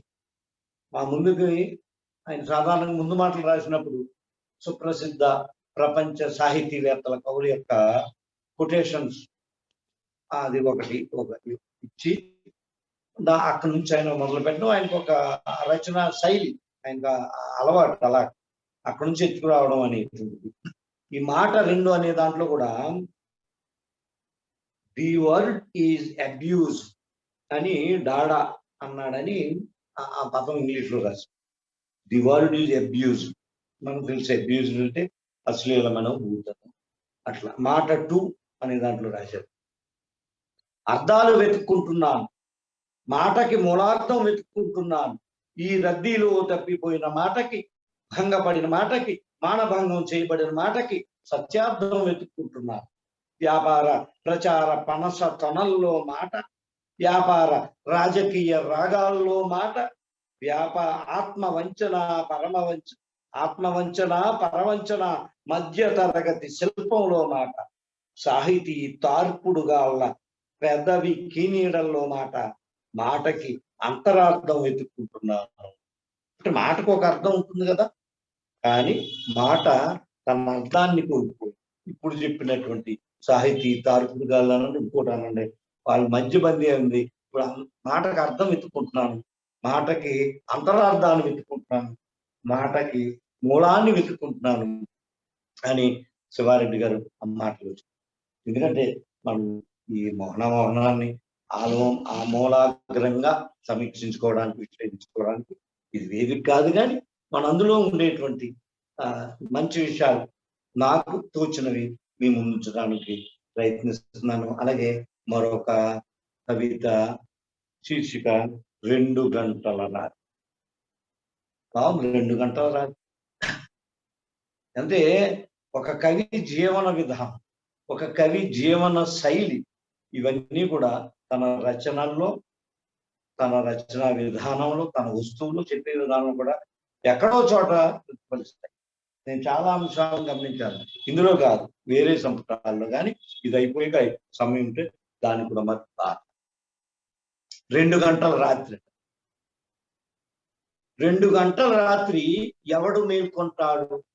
అసంపూర్తి గీతం లాంటి నేను తప్ప, ఉబ్బస వ్యాధిగ్రస్తుడు తప్ప, అనంత యాత్రారతి గదిలో ఫ్యాను తప్ప, ఒక రాతి అసంభత్వం వేధిస్తుంది, ఒక అనామకత్వం బాధిస్తుంది. ఎంత సన్నిహితత్వమో అంత అసన్నిహితత్వం, ఎంత దగ్గరో అంత దూరం. పెదానికి మధ్య, కళ్ళకి మధ్య కనపడని విషపు తెర, ఒక అదృశ్య హస్త ఖడ్గచాలనం. రాత్రి 2 గంటల రాత్రి ఎవడు మేల్కొంటాడు? మానని గాయం లాంటి, అసంపూర్తి చిత్రం లాంటి నేను తప్ప. ఈ నేను శివారెడ్డి కాదు. ఈ నేను నువ్వు, మీరు, మనందరం. ఇందులో చెప్పినటువంటి అసంపూర్తి గీతం లాంటి మనిషి ఎవరైతే ఉన్నాడో వాడంతా ఈ నేను. ఇందులో ఉన్న అసంపూర్తి చిత్రం లాంటి నేను ఎవడైతే ఉన్నాడో వాడంతా. ఎందుకు ఈ 2 గంటల రాత్రి ప్రస్తావన వచ్చింది అంటే, శివారెడ్డి గారి జీవన విధానం శైలి మన మిత్రులు చాలా మంది తెలుసు. కవులు చాలా ఆలస్యంగా పడుకున్నాం, నేను ఎక్కువసేపు మేల్కొని ఉండేటువంటి ఎవరినైనా చెప్తారు. అంటే దానికి విరుద్ధంగా ఉండే వాళ్ళు ఉంటారు. కానీ ఎందుకంటే ఒక రాత్రి పూట ఈ సృజనకి అనుకూలమైన సమయం. ఈ ఇల్లు కానీ లేకపోతే ఇంకోటి కానీ ప్రశాంతంగా ఉంటుంది, ఏమీ డిస్టర్బెన్స్ ఉండదు అని శివారెడ్డి గారికి రాత్రి మేల్కునే అలవాటు. పడుకున్నా ఒకవేళ 11, 12 పడుకున్నా 2 గంటలకు మళ్ళీ ఆయన మెలకు రావడం, నేనేదో ఒక వాక్య కొస వస్తే దాన్ని రాయడం అనేటువంటిది మనకి ప్రపంచ సాహిత్యంలో ఉన్నాయి. ఈ రచనకి సంబంధించిన హ్యాబిట్స్ ఎప్పుడు ఎవరో ఎందుకు రాస్తారు, రాసేటప్పుడు ఎలా ఉంటాయి, మేనరిజమ్స్ ఏంటి, ఎట్లా ఈ కాగితం దగ్గర నుంచి కూడా అది ఊరి కాగితమా, తెల్ల కాగితమా, నల్ల చీరానా, తెల్ల చీరానా, రాసేటప్పుడు బెడ్ కాఫీ తాగుతారు, లేకపోతే సిగరెట్ ఒక్కపడి, ఇవన్నీ రచయితల చుట్టూ ఉండేటువంటి ఒక ప్రపంచం. వీరభద్రుడుగా వచ్చాను. వీరభద్రుడు కవుల యొక్క సభ్య ప్రపంచం తెలుసు, కవుల యొక్క అంతరంగిక జీవితం సభ్య ప్రపంచం తెలుసుకోకూడదు అని భద్రుడు ఇప్పుడు చాలా క్రితం మాట. తెలుసుకోకూడదంటే వాళ్ళేం దుర్మార్గుల దృష్టిలని కాదు. ఇదిగో ఈ శివారెడ్డి గారు 2 గంటలకు లేస్తాడు, దానికి ఆయన శారీరకమైన ధర్మం ఏదో నిద్ర పట్టకపోవడము, ఇంకోటో ఏదో, అప్పుడు ఆయన రాసుకుంటాడు. చాలా మంది రాసే విధానంలో ఆలోచన. మీకు కూడా తెలుసా, మన మాదిరెడ్డి సులోచన గారు వంటింటి గ్యాస్ ప్రమాదంలో చనిపోయారు. చాలా గొప్ప రచయిత, మా రచయితగా ఆయన సినిమాలు, చాలా నవలలు, సినిమాలు గురించి. ఎందుకు చనిపోయారంటే ఆవిడ తెల్లవారుజామున 3 గంటలకు లేచి రచన వ్యాసం చేసుకునే అలవాటు. అందుగురించి ఆమె ఏదో టీయో కాఫీ బ్లాక్ టీ పెట్టుకుందామని వంటగదిలోకి వెళ్ళి స్టవ్ ఆన్ చేస్తే అది అంతకుముందే లీక్ అయి ఉండడం వల్ల అదే ఆవిడ ఊరికే అకాలంగా చనిపోవడం. ఎందుకు ఈ సమయం అంటే అది ఒక్కొక్కరు ఒక్కొక్క ఇష్టమైన సమయం. మన కవులందరికీ వ్యక్తిగతంగా మా కలిసంజలు ఎప్పుడైనా ఒక క్వశ్చన్ పెడతా, మీరు ఏ సమయంలో మీకు రాయాలని ఉంటుంది అనేటువంటి కూడా. అందు గురించి రాత్రి 2 గంటలు ఎవరన్నా అనుకోవచ్చు, సాయంత్రం భోజనం చేసి పడుకుంటాం, పొద్దున్న లేస్తాం కదా, 2 గంటలప్పుడు ఏంటి గొడవ, నువ్వు లేస్తే లోకం అంతా లేస్తుందంటే లేస్తుంది. కవి మేలుకుంటే లోకం అంతా మేలు. ఎందుకు వచ్చింది 2 గంటల సమయం అంటే, అదిగో అక్కడ శివారెడ్డి గారి జీవన విధానం, శైలి, రాయడానికి, నడవడానికి, ఇంకోటి అట్లా అది చెప్తూ ఇంకా చెప్తాడు, 2 గంటల రాత్రి ఎవడు మేల్కొంటాడు, నాలాంటి వాడు తప్ప. అసంఖ్యాకంగా నాలాంటి వాళ్ళని మోస్తున్న నా దేశం లాంటి దేశం తప్ప. మన పల్లెటూరులో ఆలస్యంగా నిద్రలేస్తాయి, కానీ నగరాలు మీరు తెల్లవారుజామున 4-5 గంటలకి హైదరాబాద్లో ఏ చౌరస్తాకైనా వెళ్ళి చూడండి, అప్పటికే మన వాహనాలు ప్రవాహం లేదు. ఇంత పొద్దున ఎక్కడ పోతున్నారు, ఎందుకు పోతున్నారంటే నగరం తప్పదు, ఎక్కడో దూరాభారాలు వచ్చారు. ఇట్లా చూసినప్పుడు అంటే ఈ మోహనాలో ఒక మానవ సంబంధాలతో పాటు ఒక మానసిక స్థితి, దాన్ని అన్వయం చెప్పడం. తను 2 గంటలకి కవిత రాసుకునే అలవాటు ఉన్నప్పటికి కూడా దాన్ని ఒక మొత్తం యావత్ మానవ జాతికి కలిపి చెప్తున్నాడు. ఎవడు ఉంటాడు, మొత్తం దేశానికి చెప్తున్నాడు. ఇదిగో అలాంటి వాళ్ళతో నిండి ఉన్న ఈ దేశం 2 గంటలప్పుడు మేల్కొండపోతే ఏం చేస్తుందని అది అది 2 గంటల రాత్రి. అలా ఉంటే ఇంకో కవిత మరణం. ఇది పైకి ఉద్యమకారులు లేదా నక్సలైట్లని చంపిన ఆ సందర్భంలో రాసినప్పుడు కూడా మరణం గురించి ఒక ఆలోచన మనకి ప్రేరేపించేటువంటి కవిత. చావు అందరికీ సమానమైన, చావు అందరినీ సమానంగా ప్రేమించేదే అయినా చావునందరూ సమానంగా ప్రేమించరు. చిత్తశుద్ధితో శుభ్ర వినిర్మలంగా సమాశ్వాసించలేదు. చావును బతుకులాగానే ఆశతోనూ, అనురాగంతోనూ, ఆశయంతోనూ ఆహ్వానించగలగటం ఒక్క వీరులకే చేతనం. మనం చెప్తాం, జవాను చనిపోతే జవాను వీర మరణం అంటాం, నక్సలైట్లు చనిపోతే దాన్ని వేరే శీర్షిక పెడతాం, పోలీసులు చనిపోతే ఏదో త్యాగం ఏదో అంటాం. ఒకటే చావు, కానీ చనిపోయిన వ్యక్తులను బట్టి ఆ మరణానికి మనం ఇచ్చే ట్యాగ్ అంటామే ఒక విశేషణం, విశ్లేషణ, దానికి ఏదన్నా అది. ఈయన మరణం గురించి జనరలైజ్ చేస్తూ చెప్తూ మరణం అందరికీ సమానమైన చెప్తూ చివరికి ఒక గొప్ప వాక్యం చెప్పాడు. చావును బతుకులాగానే అసతును, అనురాగంతోనూ, ఆశయంతోనూ ఆహ్వానించగలగడం ఒక వీరులకే చేత. ఎవడు ఈ వీరుడు? ఈ వీరుడు కార్గిల్ వీరుడా? ఈ వీరుడు చైనా బార్డర్లో చనిపోయిన వీరుడా? ఈ వీరుడు ఆర్కేనా? ఇంకో ఆర్కే జీవిత చరిత్ర ప్రింట్ చేస్తున్నటువంటి నవ్య ప్రింటర్స్ వాళ్ళ మీద వాళ్ళు అధినేతను అరెస్ట్ చేసి ఇది వేయకూడదు, మీరు పుస్తకం వేయడం రాజద్రోహం అని పెట్టారనేటువంటి వార్త రాశారు. అది చావుకు సంబంధం. అంటే మనందరి దృష్టిలో చావు వేరు, కానీ స్వాగతించడం అని ఇది కూడా నేను 1-2 సందర్భాల్లో కలుపుకుంటే నేను సొంతంగా రాసిన దాన్ని చెప్తున్నాను. మనం పుట్టినరోజు జరుపుకుంటాం, ఇంకోటి జరుపుకుంటాం. మరణం ఎలా ఉంటుంది, ఎలా ఉండాలని మనం ఎప్పుడైనా ఆలోచించామా? అది తప్పు.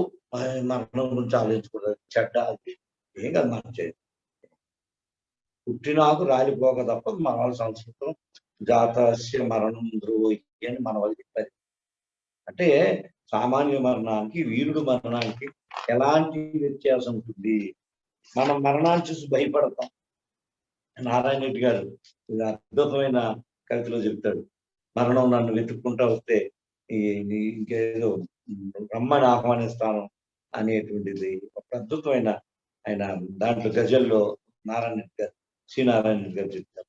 అలాగా మరణం యొక్క పార్శ్వం వ్యక్తిని బట్టి, దాన్ని బట్టి ఉంటుంది. పైగా మనం మరణానికి భయపడిపోతాం, కానీ వీరులు భయపడరు, యోగులు భయపడరు, ఇంకొకరు భయపడరు. దాన్ని ఆహ్వానించవలసిందే ఒకటి ఉంది. అలా ఇందాక చెప్పినప్పుడు ఈయన ప్రకృతికి సంబంధించిన పలవరింతలు చేశాడు మన శివారెడ్డి గారు అని కూడా మనం అనుకున్నాం.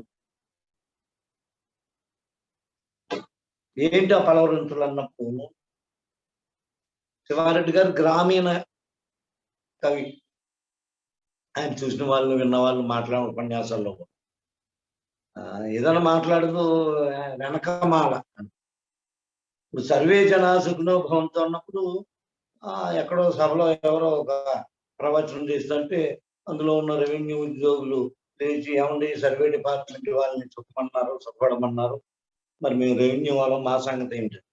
అలాగే ఈ శివారెడ్డి గారు ఈ ఈ సభల్లో పాల్గొన్నప్పుడు వెనకమాల అంటే ఏంది సార్ మమ్మల్ని ఎట్లా అంటున్నారని ఒక సామాజిక వర్గం సరదాగా అన్నమాట. అంటే అదొక ఇడియం తెనాలి గుంటూరు ప్రాంతంలో వెనకమాల అనేటువంటి, అలాగే బహుశా అనేటువంటి, అది ఎవరైనా సరదాగా మా యువకవి వింటున్నాడేమో, అసలు శివారెడ్డి మొత్తం కవిత్వం 15 సంవత్సరాల్లో బహుశా అనేటువంటి పదం ఎన్ని వేల సార్లు ప్రయోగించాడో ఊరికే సరదాగా లెక్క తిట్టు బాగుంటుంది. మనకి ఇష్టమైన పదాలు ఉంటాయి కొన్ని కవులు తెలియకుండా. అలాగే శివారెడ్డి గారు బహుశా అనేటువంటి పదం నాకు తెలిసి కొన్ని వేల సార్లు ఈ 15 సంవత్సరాలు ఎవరైనా సరదాగా దీనివల్ల ఉపయోగం ఏముందంటే ఏముండదు.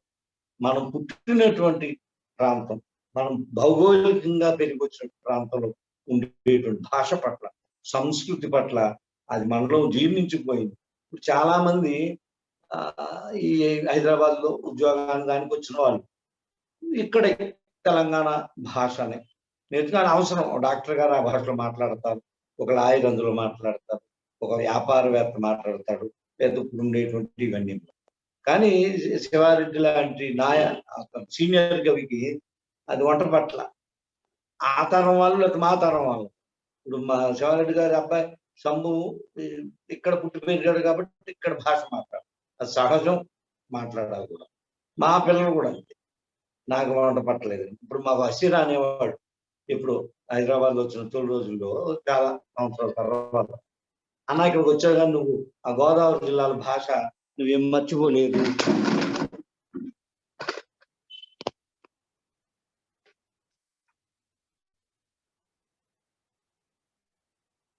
ఆ గోదావరి జిల్లాల భాష ఏం మర్చిపోలేదు అదే మాట్లాడుతుంటే అది మనం కొత్తది తెచ్చిపెట్టుకోవాల్సిన అవసరం లేదు, ఉన్నది వదులుకోవాల్సిన లేదు అనేటువంటిది అవుతుంది.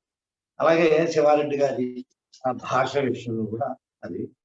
అలాగే దీనికి గ్రామీణ వాతావరణం ముఖ్యం. పొలంలో చేలో దిగి పని చేసిన వాడు పంటకి వర్షం ఎంత అవసరమో, చేనుకు వర్షం ఎంత అవసరం, పల్లెకి వర్షం ఎంత అవసరమో తెలిసినట్టు 4 చినుకులు పడండి అని చినుకుల్ని అభ్యర్థిస్తున్నాడు. 4 చినుకులు పడండి నా కళ్ళ మీద, నా పెదవి తొగ మీద, నా నాలుక చివర మీద, నా దేహం భూమి మీద 4 చినుకులు పడండి. నన్ను చినుకుల చర్ణాకోలతో పట్టండి, నన్ను చిలిపి చినుకు దీపం పెట్టండి. 4 చినుకుల పద విన్యాసాలు నా అంతఃసౌందర్యాన్ని బహిర్గతం చేసి భూతనువు విలాసంగా పర్యవసింపజేస్తాయి. 4 చినుకులు పడండి నా తనువంతా మండూకమాల చేసి ఆకాశం కేసి మోరెత్తి ప్రార్థిస్తా. మనం వర్షం కురాలంటాం బాగుంటుంది, వర్షం కురడానికి మనం కప్పల పండుగ కూడా చేస్తారు, దానికి ఏమో ఇవన్నీ ఉంటాయి. ఇదిగో మా రాజుగారు ఉన్నారు కనబడతారు. అంటే వ్యవసాయదారుడు, వ్యవసాయం చేసేవాడు, చేయించేవాడు వర్షం కోసం. ఆ వర్షం ఏంటంటే అదును చూసి పడాలి. మన పంట కోసి పన్నల మీద ఉన్నప్పుడు వర్షం కురిస్తే లాభంలా, పొట్ట మీద ఉన్నప్పుడు కుమ్మరుసు పొట్ట మీద ఉన్నట్టు అది మునిగిపోయినా ఇబ్బంది ఏ పని ఉపయోగం. కానీ ఇదిగో నెరలిచ్చిన నేల, అదును అయిన నేల, మన పదును చేయడానికి అదునుగా ఉన్నప్పుడు 4 చినుకులు పడండి. ఎక్కడెక్కడ పడమంటున్నాడు? కళ్ళ మీద, నాలుక మీద, దేహం మీద, ఇవన్నీ పడితే తను ఏమేమో అయిపోతానంటూ మండూకమాల. మండూకం అంటే కప్ప, మండూకమాల. 4 చినుకులు పడండి నా తనువంతా మండూకమాల చేసి ఆకాశం కేసి మారు ప్రార్థిస్తా.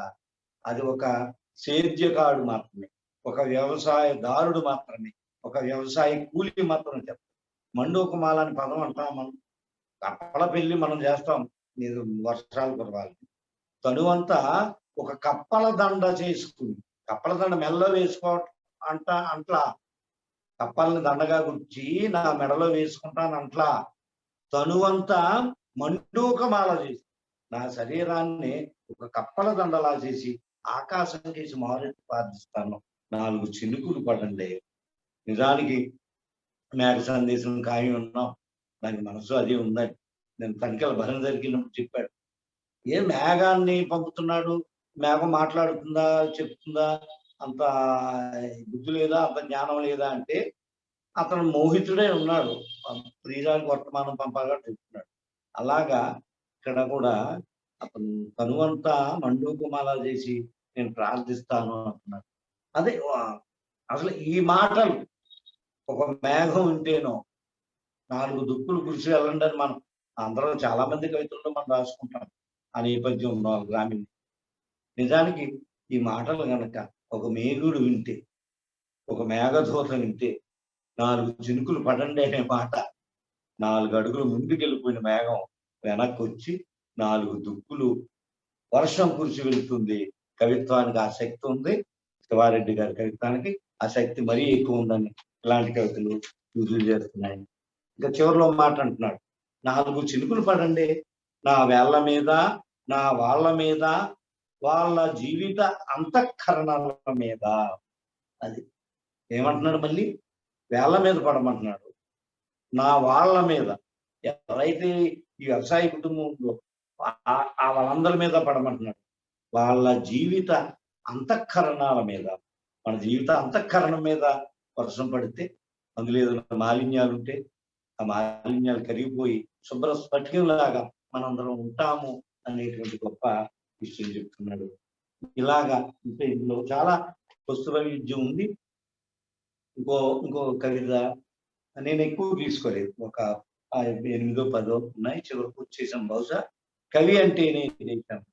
ఇప్పుడు కవిత్వం మీద కవిత చెప్పడం అనేటువంటి ప్రాచీన కాలంలో, ఆధునిక కాలం, నిన్నే మనం తిలక జయంతి చేసుకున్నాం. నా కవిత్వం అందమైన ఆడపిల్లలు అని ఇంకోటి, నా కవిత్వం కాదు ఒక తత్వం, మీరు అనుకునే మనస్తత్వం, ఇవన్నీ కూడా మనం ఉన్నాయి. తిలక చాలా విషయాలు మనం చూసాం సభల్లోనూ సమావేశాలు. ఇతను కవి అంటేనే దేశం అంట. ఏమిటంటది? కూడా తీసి ఎవడికి వాడిని విసిరేయడమే వ్యవస్థ లక్షణం. నిజానికి విడదీస్తే ఒక వ్యక్తి జీవితానికి విలువేముంది? అందరిలో ఉంటూ తన వ్యక్తిత్వాన్ని కోరుకున్నట్టు తనలోంచి అందరి వ్యక్తిత్వాన్ని ఎందుకు వెతుక్కోడు అని ఒక కవి.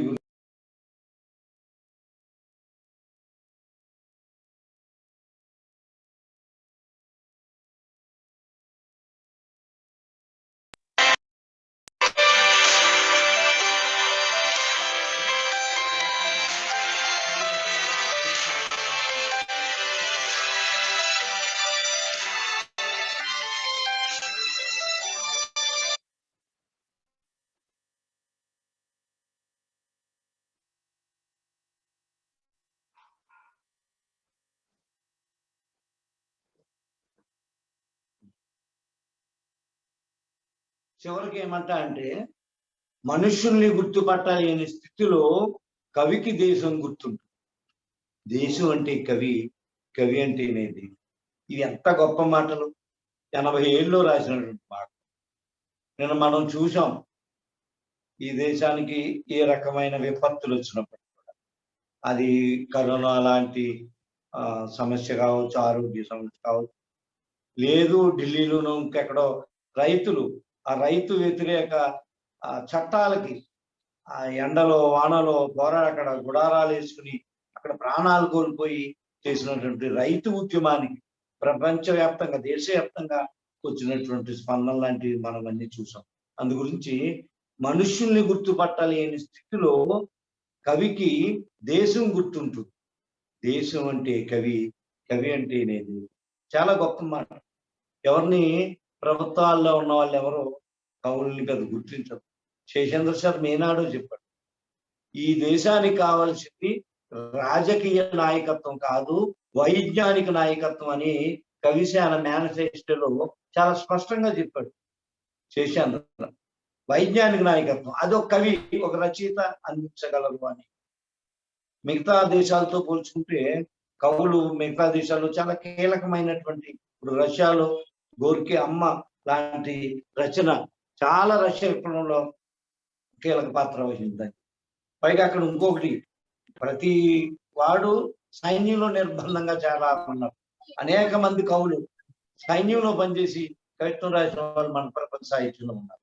కానీ ఇక్కడ మన దేశానికి సంబంధించి, మన తెలుగు రాష్ట్రాలకు సంబంధించి కవులు కాదు, రచయితలు కాదు, భాష కాదు, సంస్కృతి కాదు, దానికి ఏమైనా ఒక విధానపరమైన నిర్ణయం లాంటివి మనం చూస్తున్నాం. ఈ ఉద్యమాలన్నీ కూడా ఒక భాషా సాంస్కృతిక విధానం ఏంటి, మనం పాఠశాలలో ఇంగ్లీష్ పెట్టడం దగ్గర నుంచి, ఇప్పుడు ఎయిడెడ్ స్కూళ్ళు దగ్గర నుంచి, పేపర్లో చూసాం కాకినాడ ఐడియల్ కాలేజీలో అక్కడ చదివితే 3000 ఫీజు, మీరు దాన్ని ఏదో ప్రభుత్వంలో కలిపి 20,000 ఫీజు రమ్మంటారు, మాకు వద్దంటే. చాలా మానుషంగా ప్రభుత్వాలు ప్రవర్తించాయని మనకు మీడియా పత్రికలని. అందుగురించి విద్య పట్ల కానీ, సంస్కృతి పట్ల కానీ, భాష పట్ల కానీ, సాహిత్యం పట్ల కానీ ఈ పాలకులకి ఏ మాత్రం చిత్తశుద్ధి లేదు అనేటువంటిది మనకు తెలుస్తాయి. ఈ అవార్డులు, పురస్కారాలు, పదవులు ఇవన్నీ ఉంటాయి, కానీ దాని వల్ల పెద్ద మన ప్రయోజనం ఉన్నదని అనుకుంటూ, ఇదిగో కవి, దేశం అంటే కవి, కవి అంటేనే దేశం అన్న కవి మరి శివారెడ్డి గారు. ఇక్కడ ఇంకో మంచి కవితను మనం ఎటు నిలబడతావు, ఇది మనకి హైదరాబాద్కి వచ్చే కవులందరూ కూడా ఎటు నిలబడతామంటే అదేమి పెద్ద మనం దాన్ని అనుమానించాల్సిన ప్రశ్నే కాదు. కవి అనేవాడు ప్రజల పక్షం వహించాలి. శ్రీశ్రీ గారు చెప్పాడు ఇప్పుడు, కవి అంటే కా అంటే కష్టజీవికి ఇరువైపులా ఉండేవాడు కవి. కవి అంటే కష్టజీవికి ఇరువైపులా, అంటే పేదల పక్షపాతిగా ఉండాలి, శ్రమజీవుల పక్షపాతిగా ఉండాలి, పతితుల బాధా సర్ప ద్రష్టుల పక్షాన్ని కవి ఉండాలి అనేటువంటిది మనం అనుకున్నప్పుడు, కవి ఎప్పుడు కూడా ప్రతిపక్షంలా ఉండాలి అని. ఇది ఇప్పుడు ఇక్కడ ఎటు నిలబడతావు అంటే, ఈ శివారెడ్డి కవిత్వం నుంచి కొన్ని మనం కీలకమైన వాక్యాలను కనుక తీసి పక్కన పెట్టి వాటికి వ్యాఖ్యానప్రాయంగా రాస్తే, తెలుగు సాహిత్య చరిత్ర, తెలుగు కవిత్వ చరిత్రకి మనం కొంచెం నమూనాలు దొరుకుతాయి. ఎందుకన్నాడు ఈ మాట, నువ్వు ఎటు నిలబడతావు అని? కవి ప్రజల పక్షాన్ని నిలబడతాడు కదా. కృష్ణశాస్త్రి లాంటి భావకవిత్వం రాసిన వాడు కూడా అందుల మీద అద్భుతమైన పాట రాశాడు. ఒక అంధాశ్రమానికి వెళ్ళినప్పుడు ఆయన లలిత గీతం అద్భుతమైన ఆ పాట మనం వింటే, నాకు చరణాలు గుర్తులేవు కానీ ఏదో నా వేళ్ళకు చూపులు ఉన్నాయి, కన్నులు ఉన్నాయి అనేటువంటి పాట మీరు ఒకసారి వినండి, మీ కళ్ళల్లో నీళ్లు తిరగకపోతే. ఎందుకు అంత భావుకుడే ఒక అందుల మీద అంత ఆర్ద్రపూర్తి కవిత్వం రాశాడు. కవి ఇటు ప్రజల పక్షానే, కానీ ఒక చారిత్రకమైన సందర్భంలో కవులు జారిపోతున్నటువంటి సందర్భం, ప్రభుత్వాలకి కొమ్ము కాస్తున్నటువంటి సందర్భాల్లో ఇది ఇప్పుడు రాసింది మనకుంది 87 ప్రాంతంలో. 87లో తెలుగు రాష్ట్రాల్లో ఉండేటువంటి రాజకీయ, ఆర్థిక, సాంఘిక పరిస్థితులు ఎలా ఉన్నాయి, కవులు ఎట్టున్నారు, ఏమైనా ఊగిసలాట ఉందా, ఇంకోటి ఉందా చూసినప్పుడు ఈ కవిత్వానికి ఉన్నట్టు మనకు తెలుసు. ఎటు నిలబడతావో, నేను ఒక పవిత్ర కవిత్వ ఆయుధం చేపట్టి పవిత్ర యుద్ధానికే బయలుదేరా, మీరేమో నంగిగా మాట్లాడుతూ క్షమాపణలు చెప్పుకుంటూ సంజయశీలు ఇచ్చుకుంటూ లోపల పొరపాటు చేశామనే దుఃఖంతో, సంశయాలతో, సందేహాలతో, సందిగ్ధాలతో, ఇబ్బంది ముఖాలతో ఎందుకు ఇదంతా, కత్తి పట్టటమా పట్టక పోవడమా అన్నదే సమస్య. తేల్చి చెప్పేశాడు. ఎటు నిలబడతావో నువ్వంటే, ఇదిగో ఒకడు క్షతగాత్రుడు ఉన్నాడు, ఒకడు అన్యాయమై ఉన్నాడు, ఒక అక్రమానికి గురై ఉన్నాడు, అణిచివేతకు గురవుతున్నాడు. నువ్వు వాడి పక్కన కవి అన్నవాడు, రచయిత అన్నవాడు, సృజనకారుడు అన్నవాడు, కళాకారుడు అన్నవాడు, నువ్వు వాడి పక్కన నిలబడవలసిన బాధ్యత మనకు ఉంది అని కవి చాలా స్పష్టంగా, నువ్వు ఎటు నిలబడతావో చెప్పు, ఇదిగో నేను కవిత్వ ఆయుధం చేపట్టున్నాను. ఎవరికైతే ఆయుధం అవసరమో, ఎవరికైతే రక్షణ అవసరమో వాళ్ళ పక్కన నిలబడి మాట్లాడడానికి నేనున్నాను కవిత్వ ఆయుధం. మరి నువ్వెట్టున్నావు? నువ్వు అవార్డుల కోసం ఉన్నావా? నువ్వు సాల్వాల కోసం ఉన్నావా? నువ్వు పూలదండల కోసం ఉన్నావా, లేదంటే ఏదన్నా పదవుల కోసం, వేషాల పదవుల కోసం ఉన్నావా? నువ్వు ఎటున్నావో చెప్పు అని చెప్పు. ఎటు నిలబడతావో చెప్పు. నత్తి మాటలు అక్కర్లేదు, నిశ్శబ్దం గురవరలు అక్కర్లేదు, నిగూఢ స్వార్థ రక్షణ కవచాలు అక్కర్లేదు, పెదవుతో పలికే ఉద్యమ యోగక్షేమాలు అక్కర్లేదు, ఆదివారం సభా హాజరులు అక్కర్లేదు. కవి మొత్తాన్ని తుడిచిపెట్టేస్తున్నాడు. ఏం అవసరం లేదు. ఇవన్నీ నువ్వు ఎక్కడ ఉన్నావు చెప్పు, ఎటు నిలబడతావు చెప్పు. ఈ నత్తి మాటలేదు, నంగిరి పింగిరి మాటలేదు, ఉద్యమ యోగక్షేమాలు మీరు ఎందుకు ఎలా నడుస్తున్నావు, ఏం అవసరం లేదు, నువ్వు ఎక్కడున్నావో చెప్పని చాలా స్పష్టంగా. అంటే మనకి ప్రజాకవి అనేటువంటి మాట పూర్వం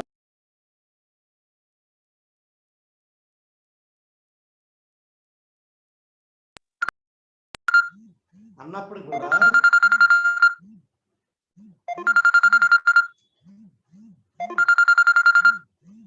అది అన్నప్పుడు కూడా ఇక్కడ కవి ఇట్లా చెప్తున్నాడు. ఇంకా అయిపోయింది, ఒకే ఒక్క మనం దీన్ని ముగిద్దాం. అమ్మ అనేటువంటి మాట మనం దీన్ని ముగించేద్దాం ఈ కవితో. అమ్మ సూర్యోదయం మీద లేత తమలపాకుల నవనవలాడిన ముఖం నేడు అనూహ్య అకాల జీర్ణపత్రం. ఒకప్పుడు అన్ని కాలాలు మిళితమై ఆమె ముఖంలో లాస్యం చేసి అప్పుడు ఆమెకి చిగురించమొక్కటే తెలుసు. సారవంత భూమిలా పరిమళించేది విత్తనమే కాదు, వేలు పెట్టినా మొలకెత్తుందేమోని భయం వేసేది. ఉదయం పూట అలా కొండల మీంచి, ఉద్యానవనాల మీంచి కదులొచ్చే నీళ్లు మేఘాల గుంపులు చూస్తే తెలిసేది ఆమంటే. అంటే అమ్మ అమ్మ అని ఎవరిని సంబోధిస్తున్నాడు? స్త్రీవాచకంగా ఒక దేశాన్ని సంబోధిస్తున్నాడు. ఒకప్పుడు ఎలా ఉండేది ఈ దేశం, ఎంత ఉండేది?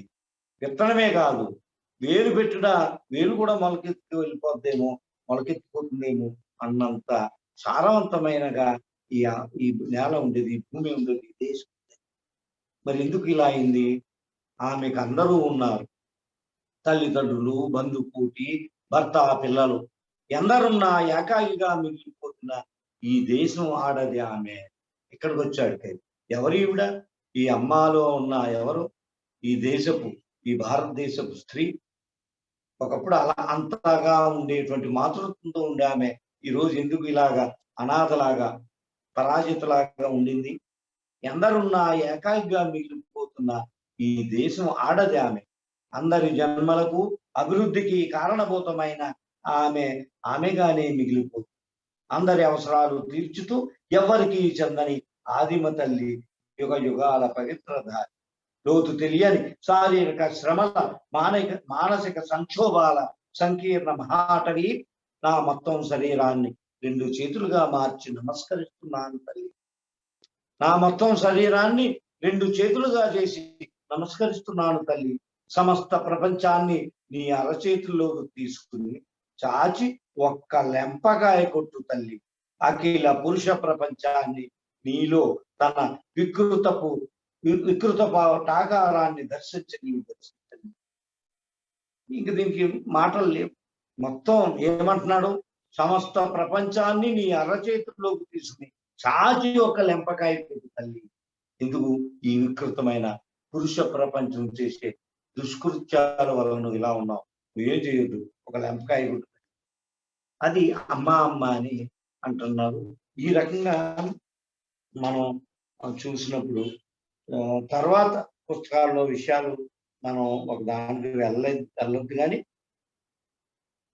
ఆయన కొంచెం స్వేచ్ఛ కావాలి లాంటి పుస్తకాలు ఇవన్నీ ఉన్నాయి.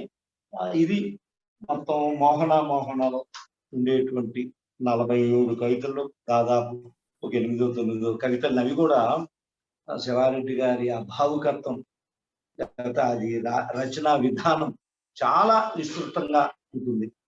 దాదాపు 3 పేజీలు పైగా ఉండే కవితలు 2 పేజీలు తక్కువ కాకుండా ఉంటాయి. అందులో ఆయన మొత్తం చెప్పుకుంటా పోయే క్రమంలో అనేక విషయాలు వస్తాయి. అవన్నీ మనం ఇక్కడ స్పృశించడానికి సాధ్యం కాదు. కానీ శివారెడ్డి గారితో నాకున్న వ్యక్తిగతమైనటువంటి అనుబంధాన్ని కవుల విడిది అనేటువంటి కవితలో రాశాను. ఇది ఒక రకంగా ఆయన రాసుకొని ఆయన ఆటోబయోగ్రఫీ లేకపోతే ఆయన జీవిత చరిత్రని ఒక పార్శ్వాన్ని నేను కవితలో చెప్పినటువంటి కవిత. నేను త్వరగా చదివేస్తాను. ఇది కూడా 3 పేజీలు ఉంది.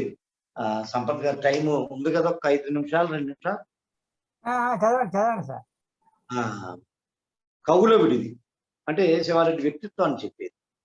10-15 సంవత్సరాల క్రితం అనుకుంటా ఉద్యోగం వచ్చిందంటే పెట్టెతో పాటు గుండెలు అరచేత పట్టుకుని నగరానికి వచ్చాను. అంతకు ముందే బెరుగ్గా ఉత్తరం రాస్తే నేరుగా మంతికే వచ్చేయమన్నాడు ఆ పెద్ద ఆయన. తీరా వెళ్ళి చూస్తే ఆ ఇల్లు అచ్చం మా ఇల్లులానే ఉంది. ఆ మనుషులు హితపూర్వపు చిరపరిచితుల్లా అని అనిపించారు. ఇక ఆ పెద్ద ఆయన గురించి చెప్పవలసిన పనే లేదు. ఆయన ముమ్మూర్తుల మా నాయనలా ఉన్నాడు. మనుషుల్ని లోపల ప్రేమించడం. వెళ్తూనే వసారాలో వరుసలు తీరిన అగ్గిపెట్టె బాక్సులు కనిపించాయి. కవిత్వంతో నిప్పురా చేసే ఈయనకు ఈ నిప్పు పెట్టెలతో ఏం పని అనుకున్నా. వాకపు చేస్తే తెలిసింది కవిత్వానికి ఈయన మళ్ళీ ఆ ఇంటి యజమాని అగ్గిపెట్టెల హోల్సేల్ డిస్ట్రిబ్యూటర్. ఎదురుపడగానే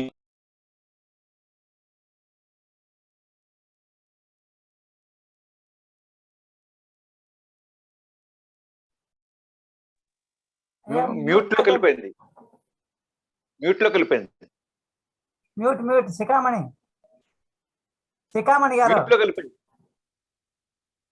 గారు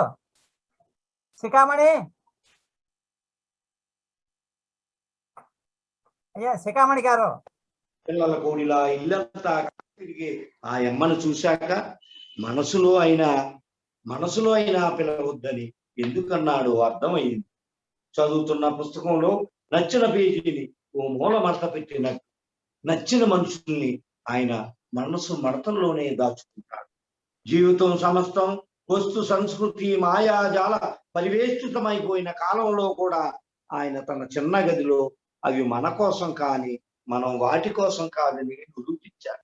ఒక సాదా సీదా ఇనపరేకుల మంచం పైన నమ్మకం తిరిగే పాతకాలపు పంక, ఎవరైనా అతిథులు వస్తే కూర్చోవడానికి 2 మడత కుర్చీలు, మూలగా చుట్ట చుట్టిన చాప, కింద ఆయన మనసులాగే చల్లనైన నాపరాళ్ళు, చుట్టూ పుస్తకాల పుటల మధ్య కావ్య ధ్యానం చేస్తున్న మునిలా ఆయన. కవిత్వాలు, ఉద్వేగాలు, ఉద్యమాలు, ప్రేమలు, అభిమానాలు, ఓదార్పులు అన్ని ఆ చిన్న చోటు నుండే. జీవితం ఒక గొప్ప మానసిక ఉత్సవం అని అతను చేతల ద్వారా కవితల ద్వారా చెప్పకుండానే చెప్పాడు. కవి బృందం మధ్య మా నాయన నన్ను ఆలింగనం చేసుకుని బుగ్గన ముద్దు పెట్టుకుని వీడుకోలు పలికిన దృశ్యాన్ని చూసి వాళ్ళ నాయన మదిలో మెదలగా వెక్కి ఏడ్చిన ఆయన్ని చూసినప్పుడు ఎవడో పసిపిల్లాడు ఇన్నాళ్ళుగా కవి వేషంలో తిరుగుతున్నాడని. ఒక ఉదయం పూట వ్యాహాలిలో ఎక్కడితో నల్లటి కుక్క మూగు చూసి తోక ఉప్పుకుంటూ ఆయనను వెంబడించి ఇంటికొచ్చి స్థిరపడిపోయినట్టు కవిత్వము ఆయన జీవితంలో స్థిరపడిపోయింది. కవులకే కాదు, కవిత్వానికి ఆయన ఓ విడిది ఇల్లు. ఆయన తన రాసిన కవిత్వాన్ని చూసి ఎన్నడైనా ముసిపోయాడో లేదో కానీ భార్య, కూతుళ్ళు, కొడుకులు ఆయన కవిత్వంతో విడిదే జీవితం అనుకున్నారు. దానినే కన్నబడని ఆభరణాలుగా అలంకారాలుగా ధరించారు. ఇప్పటికీ ఆయన లాల్చీ జేబులో రబ్బర్ బ్యాండ్ చుట్టిన చిరిగిపోయిన ఫోన్ నెంబర్ల డైరీ, 1-2 జెలోసిన్ మాత్రలు, రాత్రి 2వ జామున రాసిన తాజా కవిత్వపు మడతల కాగితం. కాలు విరిగి కథలు లేనప్పుడు కూడా కాలాన్ని ముక్కాలిపీట మీద కూర్చోబెట్టి ఎదురుగా కూర్చుండబెట్టుకుని కవిత్వాన్ని ఉక్తలేఖనం చెప్పిన ఉత్తమ దేశకుడు. అతని కవిత్వం వెనకనున్న సిద్ధాంతం ఏదైతేనే గంపనెత్తి కోళ్లను పెరట్లోకి తోలినట్టు కవిత్వాన్ని ప్రజల మధ్యకు తోలినవాడు. ఇన్నాళ్ళు ఆయన భుజాల మీద చేతులు వేసి నడిచిన వాళ్ళు ఇప్పుడు ఆయన చేతి కోసం మా భుజాలు ఎదురు చూస్తున్నాయి. కింద సంతకం చూసి ఇది రాసింది నేననుకుంటారేమో. నిజానికి ఆ ఇంటికి వచ్చిన కవులు తలా ఒకటి ఇచ్చిన వాక్యాలు. నాకిప్పుడు ఆయన మిత్రులు, ఆయన ఖైరతాబాదు పాత ఇల్లు కావాలి. ఇది 2005లో రాసినటువంటి కవిత. ఆత్మీయ గురుమిత్రులు శివారెడ్డి గారి జ్ఞాపకాలలో అనేటువంటిది దీంతో ఈ కవితతో ఈ ఉపన్యాసం నేను ముగిస్తున్నాను. ఎందుకంటే ఆయన వ్యక్తిత్వం వీటి గురించి చెప్పింది. నాకు ఇంత మంచి అవకాశం ఇచ్చినటువంటి గురువు గారి కవిత్వం మీద మాట్లాడే అవకాశం ఇచ్చిన మా సంపత్ గారికి, ఆడబూసి సంపత్ సాహిత్య పరిషత్ చెన్నై వారికి, ఇంతకాలం సమయం ఎంత అయిందో ఫోన్లో నేను చూడలేదు. ఏమన్నా సమయం దాటితే నిర్వాహకుల్ని నేను మన్నించమని కోరుతూ నాకు అవకాశం ఇచ్చినందుకు వీక్షించిన ఈ సాహితీ మిత్రులు పెద్దలు అందరికీ కూడా నా హృదయపూర్వక ధన్యవాదాలు, నమస్కారాలు, సెలవు.